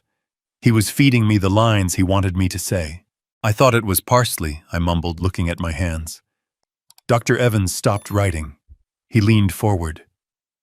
"Parsley doesn't come in a blue vial, Harold." I froze. I looked up at him. How did he know about the vial Todd? Todd must have told him about the vial he thought I used. But I had never mentioned a vial to the police. I had only said jars. "You talked to Todd about the vial?" I asked, dropping the senile act for a microsecond. Evans blinked, realizing his slip. I am speaking hypothetically. The point is, you introduced a foreign substance." He turned the page on his clipboard with a snap. "Let's do a cognitive test. I am going to say 3 words. I want you to repeat them back to me in 5 minutes. Apple, table, penny." I looked at him. I looked at the sweat on his upper lip. I looked at the tremor in his hand holding the pen. Apple. Table. Penny, I repeated. We sat in silence. Todd tapped his foot. Rebecca chewed her lip. The clock ticked. 5 minutes passed. "Okay," Harold Evans said. "What were the words?" I looked at him blankly. "What words?" I asked. Todd let out a sigh of relief so loud, it sounded like a tire deflating. Evans smiled a predatory smile. He wrote on his clipboard in large block letters. I could read it upside down. "Severe cognitive decline. Immediate danger." He stood up. He didn't offer to shake my hand. He turned to Todd. "It is worse than you described," he said, his voice grave. "He is completely detached. The memory loss is profound. Coupled with the violent episode, I cannot in good conscience recommend he stay in this environment." Rebecca started to cry. Fake dry sobs. "Oh, Dad, I am so sorry." "What is the diagnosis?" Dr. Todd asked, trying to hide the eagerness in his voice. "Acute dementia with psychotic features," Evans declared. He ripped the page off the clipboard and handed it to Todd. "This is a medical hold recommendation. He needs a secure facility, somewhere they can manage his episodes." Todd took the paper. He looked at it like it was a winning lottery ticket. "Thank you, doctor. We just want him to be safe." I stood up. "I have to go to the bathroom," I said. "Sit down, Harold," Todd snapped. "We aren't done." The doorbell rang again. Todd checked his watch. "That will be Mr. Sykes." "Mr. Sykes?" I asked. "The social worker," Rebecca said, wiping her dry eyes. "We called him to help with the transition." Todd went to the door. He came back with a man who looked like a thumb in a cheap suit. Mr. Sykes was short, broad, and had the dead eyes of a bureaucrat who had sold his soul for a pension. He didn't look at the room. He looked at the paperwork Todd shoved into his hands. "Dr. Evans's report." Sykes asked, his voice a monotone drone. "Right here," Todd said. Sykes scanned it. He nodded. He looked at me for the first time. He didn't see a person. He saw a file number. "Mr. Harold King," he said. "I am an emergency caseworker with Adult Protective Services. Based on the medical evaluation provided by Dr. Evans and the sworn affidavits from your family regarding the poisoning incident, The state is intervening. Intervening? I asked, my voice trembling. You are being placed under a temporary 5150 hold for emergency psychiatric evaluation, Sykes said. You have been deemed an imminent danger to yourself and others. A hold, I stepped back. You are taking me away. We are transporting you to the Greenbrier Behavioral Health Center, Sykes said. They have a bed waiting. The transport team is 5 minutes out. Greenbrier. I knew the place. It was a warehouse for the unwanted, a place where they sedated you until you forgot your own name or until your family drained your accounts and stopped paying the bill. You can't do this, I whispered. This is my house. It is for your own good, Dad, Rebecca said, standing up. She walked over to me. She put her hand on my shoulder. It felt heavy, possessive. We can't take care of you anymore. You tried to kill me. You need help. I looked at her. I looked at the triumph in her eyes. She thought she had won. She thought the piece of paper in Sykes's hand was a checkmate. When I asked, "When are they coming?" Sykes checked his phone. The transport van is delayed by the snow. They will be here in 24 hours. Until then, you are remanded to the custody of your son-in-law. You are not to leave this house. If you try to leave, the police will be called and you will be arrested. 24 hours. They were giving me a window, a countdown. Todd looked unhappy. Can't you take him now, Sykes? We don't feel safe. Protocol. Sykes shrugged. The beds are full until tomorrow morning. Just lock his door. Keep him contained. We will be here at 8 a.m. sharp. Sykes handed Todd a carbon copy of the order. It was a pink slip, the color of a dismissal. Keep this, Sykes said. It grants you temporary emergency guardianship until the court hearing next week. Todd took the paper. His hands were shaking, but this time with excitement. He had it. The golden ticket. With that paper, he could walk into the bank. He could talk to the mortgage company. He could call Sal and tell him the money was coming. Sykes left. Evans left clutching an envelope of cash Todd had slipped him by the door. The three of us were left alone in the living room. The silence was thick, electric. Todd looked at the paper. He kissed it. He actually kissed it. He looked at me. His face twisted into a sneer. Go to your room, Harold, he said. I stood my ground for a moment. I looked him in the eye. I wanted to tell him. I wanted to scream that he was holding a warrant for his own arrest, not a guardianship. But I held it back. The trap wasn't sprung yet. I need my pills, I said weakly. Todd laughed. A harsh barking sound. You don't need pills where you are going, old man. They have plenty of juice at Greenbrier. Now move. He grabbed my arm. He dragged me toward the stairs. He shoved me up the steps. Rebecca watched from the bottom and her arms crossed. Don't forget to lock it this time, Todd. Screw the safety hazard. Nail it shut if you have to. Todd pushed me into my bedroom. I stumbled and fell onto the rug. Sleep tight, Harold, he said. Enjoy the bed. It is the last night you will ever spend in it. He slammed the door. I heard the click of the lock. They had reinstalled it while I was at the hospital. Then I heard the sound of a power drill. He was screwing a bracket into the frame. He was sealing me in. I lay on the floor for a moment, listening to the whir of the drill. He was building a prison. I stood up and brushed off my knees. I walked to the window. The snow was falling harder now, a white curtain erasing the world. 24 hours. I didn't need 24 hours. I needed 20 minutes. I went to the bathroom attached to my suite. I opened the cabinet under the sink. I pushed aside the toilet paper and the cleaning supplies. There in the back was a plastic jug of industrial drain cleaner, high-concentration sulfuric acid. I used it for the stubborn pipes in the old house. I carried the jug to the bedroom door. I looked at the hinges. They were painted over layers of white latex, but underneath they were brass, soft metal. Todd thought he had locked me in. He thought steel and wood could hold a chemist. He forgot that metal dissolves. He forgot that wood burns. He forgot that I knew the melting point of every material in this house.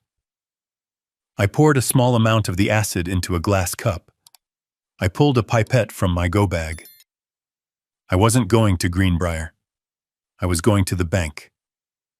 And then I was going to court. But first, I had to melt my way to freedom. I applied the first drop to the top hinge.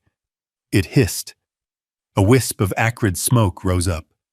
It smelled like victory. I worked silently, methodically, one drop at a time, weakening the structure, eating away the integrity of their cage. Downstairs, I heard corks popping. They were celebrating. They were drinking my wine, toasting to their victory, counting money they would never touch. Let them drink. Let them celebrate. Tomorrow, when the van arrived, all they would find was a door hanging off its hinges and a chemical burn on the floor, where I had walked out of their lives forever.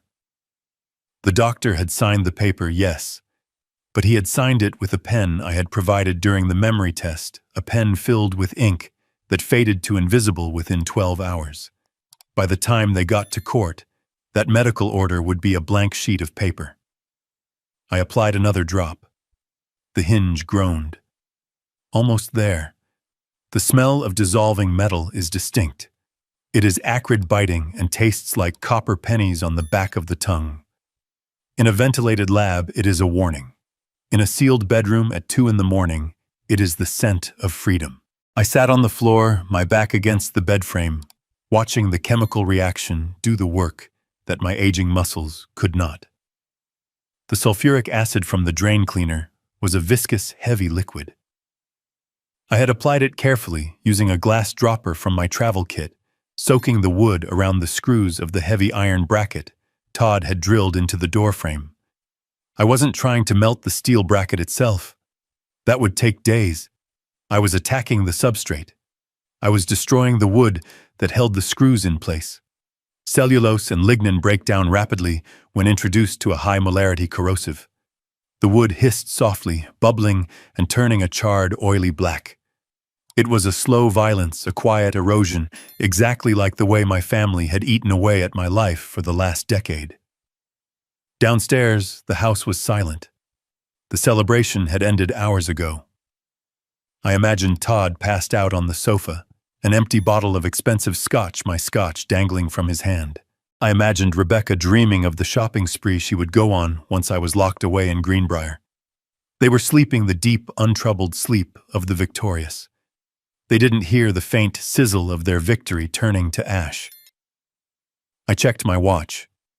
3:15. The transport van was scheduled for 8.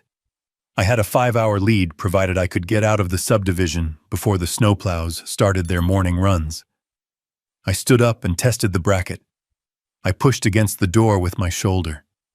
The wood groaned. It was soft, pulpy, compromised. I needed one sharp, decisive force. I wrapped a thick towel around my shoulder to muffle the sound. I took a deep breath, filling my lungs with the stale air of my prison. I thought about the soup. I thought about the blue vial.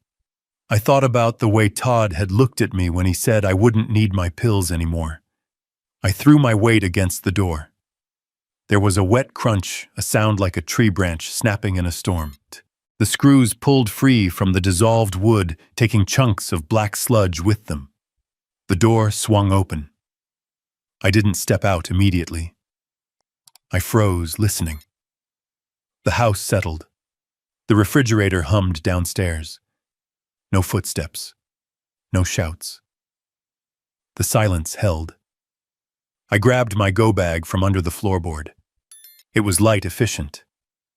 I put on my heavy coat, my hat, and my gloves. I took one last look at the room.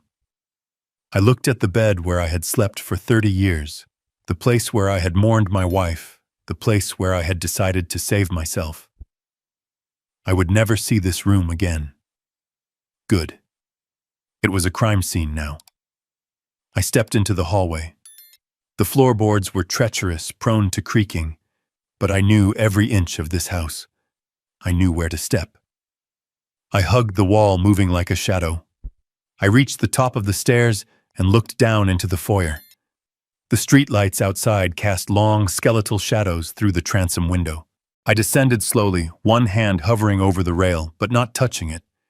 I didn't want to leave any more prints than necessary, even though I knew the house was already covered in the UV powder I had spread earlier. I reached the bottom floor. The living room was to my left. I couldn't resist. I crept to the doorway and looked in. Todd was indeed on the sofa, his mouth open, snoring softly. Rebecca was curled up in the armchair, wrapped in a blanket. The air smelled of alcohol and triumph. On the coffee table, illuminated by the standby light of the television, was the pink slip, the emergency guardianship paper, the key to my shackles. I walked over to the table. I moved with the silence of a ghost. I reached out and picked up the paper. Dr. Evans's signature was scrawled at the bottom in the blue ink of the pen I had lent him. I looked at it closely. The lines were already starting to fade, the chemical composition of the ink reacting with the air breaking down the pigment. By the time they presented this to a judge, it would be a blank page, a ghost document for a ghost prisoner. I placed the paper back on the table exactly where it had been. I wanted them to wake up to it. I wanted them to grab it in the morning rush to the van and hand over a piece of nothing. I walked to the back door. The front door was too loud, too exposed. The sliding glass door in the kitchen led to the garden, to the trellis I had climbed earlier, to the alleyway. I unlocked it. The mechanism clicked, a sharp sound in the quiet kitchen. Todd snorted in his sleep and shifted. I froze. He mumbled something unintelligible and settled back down. I slid the door open. The cold hit me like a physical blow, a wall of ice and wind. It was 20 degrees below zero with the wind chill. Chicago in February is not a place for the old or the weak, but I wasn't weak. I stepped out into the snow. I closed the door behind me. I was out. The wind tore at my coat, trying to push me back, but I lowered my head and walked. The snow was deep, drifting against the fence. I trudged through it, my breath pluming in white clouds before me. I made my way to the alley, the service road that ran behind the properties. It was plowed but icy. I didn't take my car. The garage door opener would wake them. The engine noise would be a siren. I had to walk. I had to walk 2 miles to the 24-hour diner on the main road where I could call a car. The walk was a brutal physical ordeal. My knees ached. The cold seeped through my boots, numbing my toes. My face went numb. Every step was a battle against the instinct to lie down, to rest, to surrender to the freeze. But I kept moving. I marched to the rhythm of my anger. Left, right, left, right. They wanted me dead. Left, right. They wanted my money. Left, right. I reached the diner 40 minutes later. I was shivering uncontrollably, my eyebrows frosted with ice. I stumbled inside. The warmth was painful as it hit my frozen skin. The waitress, a tired woman with kind eyes, looked up from the counter. "Honey, you look like you walked out of a freezer," she said. "My car broke down," I lied, my teeth chattering. "Just need coffee and a phone." I sat in a booth drinking black coffee until my hands stopped shaking. I used the diner's landline to call a private car service, one that Leonard used for high-profile clients. No apps, no tracking. Cash payment. The car arrived 10 minutes later, a black sedan that looked like a hearse but felt like a sanctuary. I climbed into the back seat. "Where to?" the driver asked. "The Loop," I said. "Banks and Associates." I slept on the ride. A deep, dreamless blackness. I woke up when the driver tapped on the glass. We were parked in front of a steel and glass tower that scraped the gray morning sky. It was 6 a.m. The city was waking up. I paid the driver and walked into the lobby. The security guard knew me. Leonard had put me on the list. "Mr. King," he nodded. "Mr. Banks is expecting you." I rode the elevator to the 45th floor. My ears popped. The doors slid open, revealing a reception area that smelled of expensive leather and fresh espresso. Leonard was standing there. He wasn't wearing his usual suit jacket. His tie was loosened, his sleeves rolled up. He looked like a general in a bunker. He walked over and gripped my hand. His grip was firm, grounding. "You made it," he said. I pulled the go bag off my shoulder and dropped it on the floor. "I made it," I said. But the house didn't. "I think I melted a doorframe." Leonard smiled, a grim, tight expression. "Small price to pay. Come in. The war room is ready." We walked into his corner office. The view of Lake Michigan was breathtaking, a vast expanse of frozen gray water. But the real view was on the conference table. It was covered in files, hard drives, and monitors. 2 junior associates were typing furiously on laptops. Leonard pulled out a chair for me. "Sit. Eat. We have work to do." He pushed a plate of pastries and a fresh coffee toward me. I ate, famished. I hadn't realized how hungry I was. While I ate, Leonard briefed me. "The assets are frozen," he said. "We got the notification at 3 a.m. Todd tried to access the Cayman account online. It triggered the trap. We have his IP address. We have the login attempt recorded." "Good," I said, wiping crumbs from my mouth. "What about the doctor?" Leonard picked up a file. "Dr. Evans. Disgraced. Desperate. We ran a background check. He has 3 malpractice suits pending and a gambling debt that rivals your son-in-law's. He didn't just sign that paper for cash. He signed it because Todd promised him a cut of the estate. We have the trail. And the hearing I asked." "Emergency session," Leonard said. 10 a.m. "Your daughter filed the paperwork electronically an hour ago.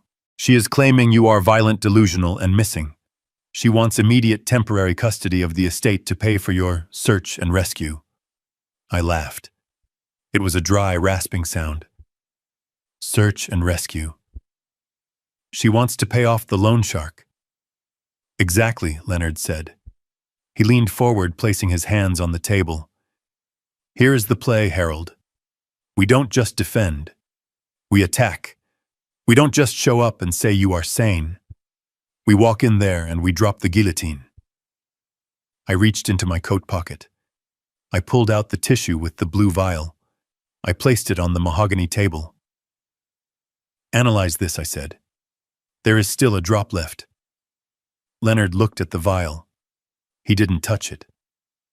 "Digitalis?" he asked. "Concentrated," I said. "Homemade. Clumsy but lethal." Leonard nodded to one of the associates. "Bag it. Get it to the private lab. Rush courier. I want the results by 9:30. He looked back at me. "We have the financial motive. We have the forensic evidence of the poisoning. We have the UV photos of the attempted robbery you sent me. We have the recording of the conspiracy to commit murder." "Is it enough?" I asked. "Is it enough to put them away forever?" Leonard looked out the window at the rising sun. "Harold, by noon today, they won't just be broke. They will be facing federal charges. Attempted murder is a state crime. But wire fraud, bank fraud, conspiracy. That brings the feds into play. And once we show the judge that they tried to use the court system as a weapon to facilitate a homicide." He turned back to me, his eyes cold and hard. "The judge is going to lock the doors and call the marshals himself." I sat back in the leather chair. I felt the warmth of the coffee spreading through my chest. I wasn't the victim anymore. I wasn't the target. I was the architect of their destruction. "Let them go to court," I said softly. "Let them stand there and lie. I want to see their faces when I walk in." "You will," Leonard said. "You will see everything." I closed my eyes for a moment, gathering my strength. The night was over. The long, cold walk was done. Now it was time for the fire. The heavy oak doors of the Cook County Courthouse were designed to intimidate, to enforce a sense of solemnity and order. But as I stood on the other side of the threshold, adjusting the cuffs of my suit, I knew they were just wood. Wood that could be broken, burned, or in my case, simply pushed open. I stood next to Leonard Banks, who checked his watch with the precision of a sniper, waiting for a target to cross the crosshairs. It was 9:58. The emergency hearing had been in session for 18 minutes. We weren't late. We were timing it. Leonard wanted them to commit. He wanted them to say the words on the record. He wanted the court stenographer to type out every lie so that when the hammer fell, it would crush them completely. I could hear the muffled voices through the gap in the doors. My daughter was speaking. Her voice was thin, trembling, a masterful performance of a traumatized victim. "He isn't the father I knew." "Your Honor," Rebecca sobbed. The sound of her crying used to break my heart. Now it just made my pulse steady. It was like listening to a chemical reaction bubbling in a beaker, predictable, volatile, and ultimately controllable. He looked at me with such hatred. He poured the liquid into my soup, and he smiled. He watched me eat it. If my husband hadn't rushed me to the hospital. She trailed off, letting the silence do the heavy lifting. I pictured her in there. She would be wearing no makeup, probably dressed in something modest, and slightly disheveled to suggest distress. She was playing to the cheap seats, even though the room was nearly empty, save for the judge, the bailiff, and the court clerk. "And where is Mr. King now?" the judge asked. His voice was weary, the voice of a man who had seen too many family tragedies and just wanted to clear his docket before lunch. "We don't know," Todd answered. His voice was deep, filled with a grave, manly concern that masked the terror of his debt. "We locked his bedroom door last night for his own safety, as Dr. Evans recommended. But when we went to check on him this morning, the door was broken. He used some kind of tool. He ran away into the storm. He is out there right now, Your Honor." Rebecca cried, her voice rising in pitch. "He is confused. He is violent. He is 70 years old, and he is wandering around Chicago in a blizzard. We are terrified he is going to hurt himself or someone else. We just need the authority to find him. We need access to his accounts to hire private security to pay for the medical transport. We can't help him if our hands are tied." It was a compelling story. It had everything. The dangerous, senile patriarch, the loving, desperate children, the ticking clock of the weather. I looked at Leonard. He nodded. It was time. The judge sighed. "Based on the medical affidavit from Dr. Evans and the testimony provided here regarding the poisoning incident, I am inclined to agree that Mr. King presents an immediate danger to himself and the public. The court is prepared to grant emergency temporary guardianship to the petitioners Rebecca and Todd." He picked up his pen. I could visualize the ink flowing, the signature that would sign away my life, my freedom, and my fortune. Leonard pushed the doors open. The sound was like a gunshot in the quiet courtroom. The heavy wood slammed against the stops. We walked in. I didn't shuffle. I didn't tremble. I walked with the long, confident strides of a man who owns the ground beneath his feet. Leonard walked beside me, his briefcase swinging like a weapon. Todd and Rebecca turned in their seats. The motion was synchronized like two puppets on the same string. Their faces were a study in absolute paralyzing shock. Rebecca's mouth fell open, her fake tears drying instantly in the heat of her panic. Todd gripped the edge of the table so hard his knuckles turned white. They were looking at a ghost. They were looking at the man they thought was freezing to death in a snowbank, the man whose mind was supposed to be mush. Instead, they saw Harold King, freshly shaved, wearing a three-piece suit that cost more than their car eyes, clear and cold as the winter sky. "Wait, Your Honor." Leonard boomed, his voice filling the cavernous room. The judge looked up, startled, his pen hovering inches from the order. "Who is this? This is a closed hearing." I am Leonard Banks representing Mr. Harold King, Leonard said, gesturing to me. And we have a counter-motion to present. Specifically a motion to dismiss with prejudice and a request for the immediate arrest of the petitioners. Arrest. Todd stood up, knocking his chair back. It clattered loudly on the floor. What is this? How did you— Sit down, sir, the bailiff barked, stepping forward. Your Honor, this man is dangerous, Rebecca shrieked, pointing at me. Her finger was shaking. He is having a psychotic break. He shouldn't be here. He should be in a hospital. I stopped in the middle of the aisle. I looked at the judge. I didn't look at my daughter. She wasn't worth my gaze anymore. I am not psychotic. Your Honor, I said. My voice was calm, measured, the voice of a professor lecturing a classroom of unruly students. I am also not missing. I am standing right here, and I would like to address the court regarding the attempted murder that took place in my home last night. Attempted murder, the judge asked, his eyes narrowing. He looked from me to the trembling couple at the plaintiff's table. Mr. King, your daughter claims you poisoned her. I walked forward until I was standing at the defense table. I placed my hands on the wood. She claims a lot of things, Your Honor, I said. She claims I am senile. She claims I am poor. She claims she loves me. All of them are lies. Todd was sweating profusely now. I could smell it from 5 feet away. He looked at the judge, his eyes wide and desperate. He is lying. He is making this up. Look at the doctor's report. Dr. Evans said— Leonard stepped forward and slapped a thick file onto the judge's bench. Dr. Evans has lost his medical license in 3 states, Your Honor, Leonard said smoothly.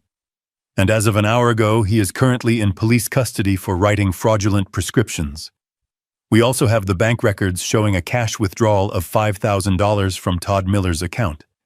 Yesterday, money that was handed to Dr. Evans just before he signed that affidavit. Todd made a choking sound. Rebecca looked at him, horror dawning on her face. That is circumstantial, Todd yelled. You can't prove that. We can prove a lot more than that, I said softly. I reached into my pocket and pulled out a flash drive. I held it up. It caught the light of the courtroom chandeliers. Your Honor, I said, this drive contains audio recordings made in my home over the last 48 hours. It contains my son-in-law admitting to debts owed to illegal lenders. It contains my daughter expressing regret that the poison she put in my soup didn't kill me fast enough. And it contains video footage from last night of these 2 people trying to break into my safe with a tire iron while they thought I was asleep. Rebecca let out a wail, a sound of pure animal fear. No, that is illegal. You can't record us in our own house. It is my house, Rebecca, I said, turning to her finally. My deed, my title, my rules. And in Illinois, recording a crime in progress to protect one's life falls under a very specific set of exceptions. The judge picked up the file Leonard had put down. He opened it. He looked at the photos of the glowing handprints on the safe. He looked at the transcript of the audio. His face went hard. He looked at Todd and Rebecca with the cold detachment of the law. Bailiff the judge said, his voice quiet and dangerous. Lock the doors. Todd scrambled. He actually tried to run. He lunged for the side exit, pushing past his chair, his eyes fixed on freedom. Sit down! The bailiff shouted, his hand going to his taser. Todd froze. He looked back at me. He looked at the man he had tried to gaslight, the man he had tried to bury. He saw no mercy. He saw only the chemist watching the final reaction take place. Your Honor, Leonard said, opening his briefcase and pulling out another document. We also have the toxicology report from a private lab time-stamped this morning.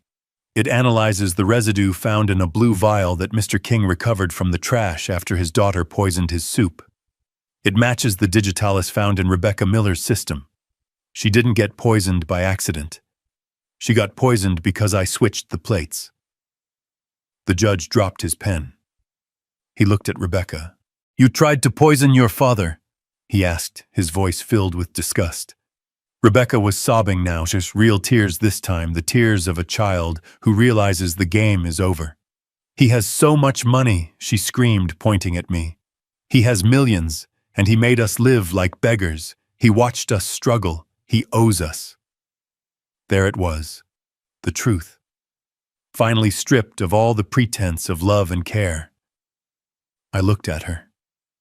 I felt a pang of sadness, a ghost of the love I used to have, but I crushed it. "I don't owe you anything, Rebecca," I said. "I gave you life. You tried to take mine. The ledger is balanced." The judge slammed his gavel down. It sounded like a thunderclap. "Motion for guardianship denied with prejudice," the judge roared. "Bailiff, take Mr. and Mrs. Miller into custody. I am holding them in contempt until the district attorney arrives to file formal charges for attempted murder, fraud, and conspiracy." The bailiff moved in. He pulled Todd's hands behind his back. The click of the handcuffs was the sweetest sound I had ever heard. Rebecca was next. She screamed as the metal cuffs bit into her wrists. "Dad, Dad, please don't let them take me. I am pregnant. I am sick." I watched them being dragged away. I watched them hauled through the side door, kicking and screaming, their dignity gone, their future erased. When the door closed, silence returned to the courtroom. The judge looked at me. He looked at the file. He looked at the man standing tall in the center of the room. "Mr. King," he said softly, I am very sorry." "Thank you, Your Honor," I said. I turned to Leonard. He was packing up his briefcase. He didn't smile. He just nodded. "It is done," he said. "Not yet," I said. I walked over to the window and looked out at the snow-covered city. Somewhere out there, a loan shark was checking his watch. Somewhere, a real estate agent was wondering why the listing for my house had been pulled. Somewhere, a life was waiting for me. "I have one more stop to make," I said. "Where?" Leonard asked. "The jail," I said. "I have to say goodbye, and I have to tell them exactly what I did with the money they killed themselves to get." Leonard paused. "You don't have to do that, Harold. You won." "I know," I said, turning back to him, "but the reaction isn't finished until the residue is cleared away. I want them to know.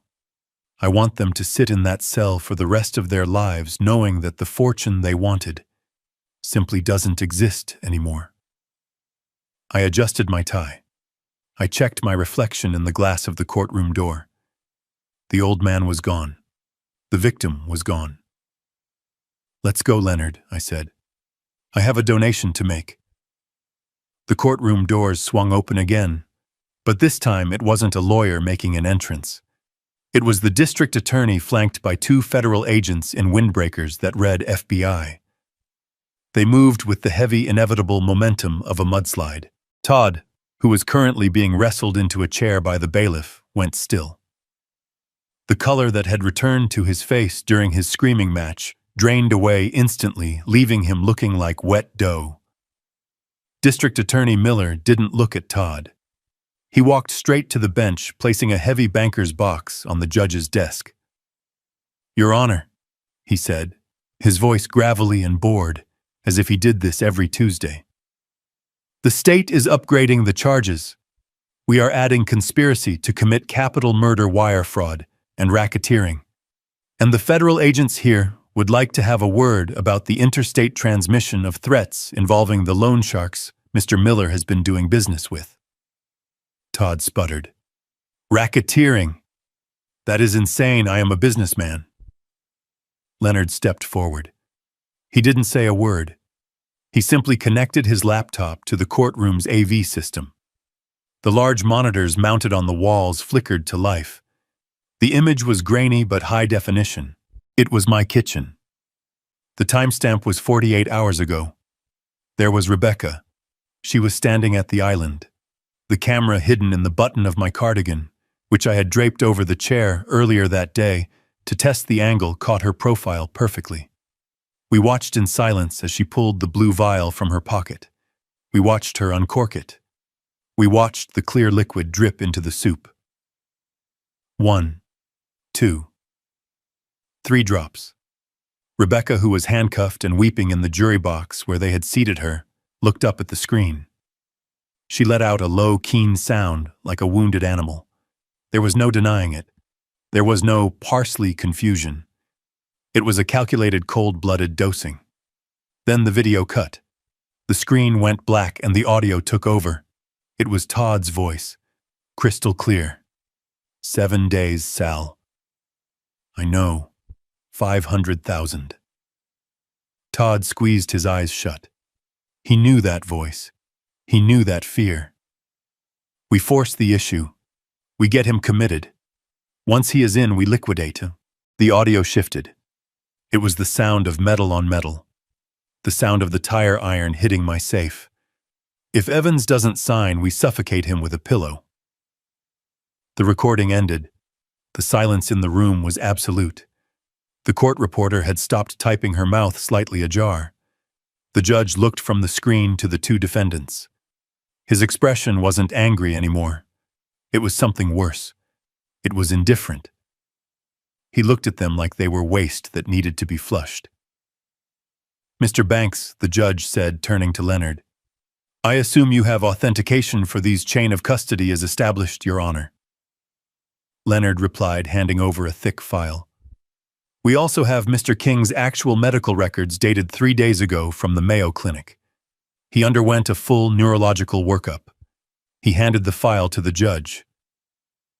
MRI cognitive testing blood work, Leonard listed.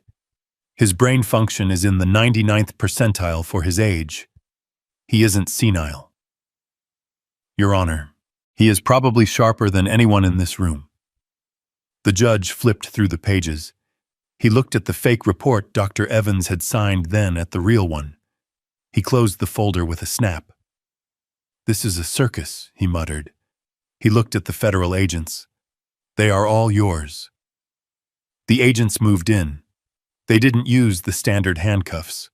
They used the heavy transport chains, the ones that link your waist to your ankles. The sound of the heavy steel ratcheting shut was final. Clack, clack, clack. Todd tried to stand up to make one last speech, one last desperate attempt to spin the narrative. He set us up, Todd shouted, spit flying. It was entrapment. He wanted us to do it. He left the door open. He is the criminal. One of the agents simply pushed him down, not gently. You have the right to remain silent, the agent said, his voice devoid of emotion. I suggest you start using it right now, Mr. Miller, before you talk your way into the electric chair. Rebecca wasn't screaming anymore. She was catatonic. She stared at me as they hauled her up. Her eyes were empty black holes in a pale face. She looked at my suit. She looked at Leonard. She looked at the freedom I still possessed. Why, she whispered. It was a single word carrying the weight of a lifetime of entitlement. Because you broke the contract, Rebecca, I said softly, my voice carrying across the room. Parents take care of children. Children cherish parents. You mistook care for weakness, and you mistook my silence for stupidity. The agents hauled them toward the rear exit. The heavy doors opened, revealing a hallway lined with press. The flashbulbs popped like lightning, illuminating their shame in strobing bursts of white light. I watched them go. I watched the backs of their heads, the slump of their shoulders. I didn't feel joy. I didn't feel triumph. I felt a heavy, clean sense of completion, like washing a beaker after a long, dangerous experiment. The toxic elements were removed. The lab was safe. The judge banged his gavel, dismissing the session. Leonard began unplugging his laptop. That went well, he said, closing the lid. I looked at the blank screen where my daughter's crime had just played out. It went exactly as calculated, I said. I buttoned my jacket. I checked my reflection in the monitor. The man looking back was tired, yes, but he was free. and he had a promise to keep. "Come on, Leonard," I said, turning away from the empty defendant's table. "Let's go to the jail. I want them to hear the rest of the story. I want them to know where the money went, and then I want to buy a map. I hear Arizona is beautiful this time of year." The visiting room smelled of bleach and stale desperation, a scent that clung to the cinder block walls and the scratched plexiglass barrier. I sat on the metal stool, my posture upright, my hands folded calmly on the ledge. On the other side of the glass, Rebecca was led in by a guard. She looked like a stranger. The arrogant woman who had sneered at me in my own kitchen was gone, replaced by a haggard figure in a bright orange jumpsuit. Her hair matted, her eyes swollen and red. She sat down and snatched the phone receiver from the cradle, her movements jerky and frantic. "Dad!" she screamed into the receiver, her voice tinny and distorted. "You have to get me out of here. You have to pay for a lawyer. The public defender is useless. They are talking about 20 years, Dad. 20 years. I picked up my receiver slowly. I didn't speak immediately. I just watched her. I studied her face, looking for a trace of the little girl I used to read to sleep, but all I saw was the woman who had wished for my death because I was taking up space. "Don't just sit there," she shrieked, slamming her hand against the glass. "Todd told me about the patent. He told me about the money. You have $15 million hidden away. You have been hoarding it while we struggled. Use it. Get me a real attorney, and I will sign whatever you want. I will go away. Just get me out." I leaned forward.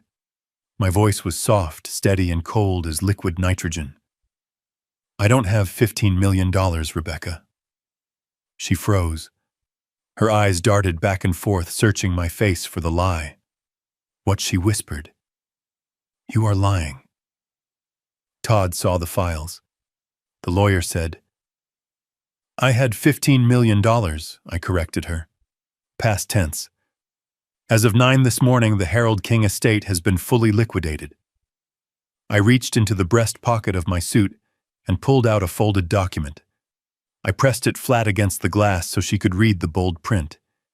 It was a receipt. A transfer confirmation. $15 million, I read aloud, savoring every syllable. Donated in full. Half to the National Center for Responsible Gaming to help people like your husband. And half to the Elder Justice Coalition to protect people like me from people like you." Rebecca stared at the paper. Her mouth opened, but no sound came out. She read the numbers. She saw the zeros. She saw the date. Today. "You gave it away," she choked out. "You gave it all away. Every penny I said. I sold the house to a developer an hour ago. The keys are gone. The accounts are closed. There is no inheritance, Rebecca. There is no bail money. There is no golden parachute. You wanted the money so badly, you were willing to kill for it. Now the money is gone. And you are still here." The realization hit her like a physical blow. She slumped against the ledge, sliding down until her face was level with the counter. "Why?" she sobbed. "Why would you do this? Because you broke the heart of the only person who would have saved you," I said. "You chose the money over the father. Now you have neither." She started to scream, then a raw, primal sound of hatred and loss. "I hate you. I hope you die alone. I hope you rot in hell." I stood up.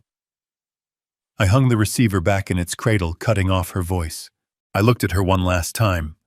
She was mouthing curses, pounding on the glass. But to me, she was just a silent movie, a tragedy I had already finished watching. I turned and walked out of the room. The heavy steel door clanged shut behind me, sealing the tomb I had built for them. Outside, the air was crisp and cold, the sun reflecting off the snowdrifts. Leonard was waiting at the curb. He wasn't standing next to a sedan. He was leaning against the side of a 45-foot luxury RV, a silver Leviathan, that gleamed in the winter light. It was brand new, fully loaded, and paid for with the only money I had kept, the cash from the sale of my old sedan and the contents of my checking account. Leonard handed me a set of keys and a thick envelope. "The transfer is complete," he said. "You are officially a man of modest means, Harold. The charities are ecstatic." "Let them be," I said, taking the keys. "It is better used than it would have gotten in this family." I shook Leonard's hand. "Thank you, my friend, for believing me." I climbed into the driver's seat. It sat high above the road. The windshield was a panoramic view of a world I had ignored for too long. I smelled the new leather. I felt the hum of the engine as I turned the key. It was a deep, powerful growl. I looked at the passenger seat. It was empty. There was no one to navigate, no one to complain about the heat, just a map of the American Southwest and a travel mug of black coffee. I reached into my pocket and pulled out my phone. It was vibrating. A call from the county jail. Rebecca trying to claw her way back in. Or maybe Todd realizing that his 7 days were up and he was trapped in a cage with no way to pay his debt. I rolled down the window. I popped the back off the phone and pulled out the SIM card. It was a tiny piece of plastic that connected me to a life of lies and betrayal. I snapped it in half with my thumb and forefinger. I tossed the pieces out the window into the slushy gray snow of the gutter. I put the RV in gear. I didn't check the rearview mirror. I didn't look back at the skyline of Chicago, the city where I had raised a daughter and buried a wife and survived a murder. I looked forward. The road was a ribbon of asphalt stretching out toward the horizon. I turned on the radio. Classic rock filled the cabin. I pressed the gas pedal. The RV surged forward, leaving the jail, the court, and the wreckage of my family behind. I was 69 years old. I had no home.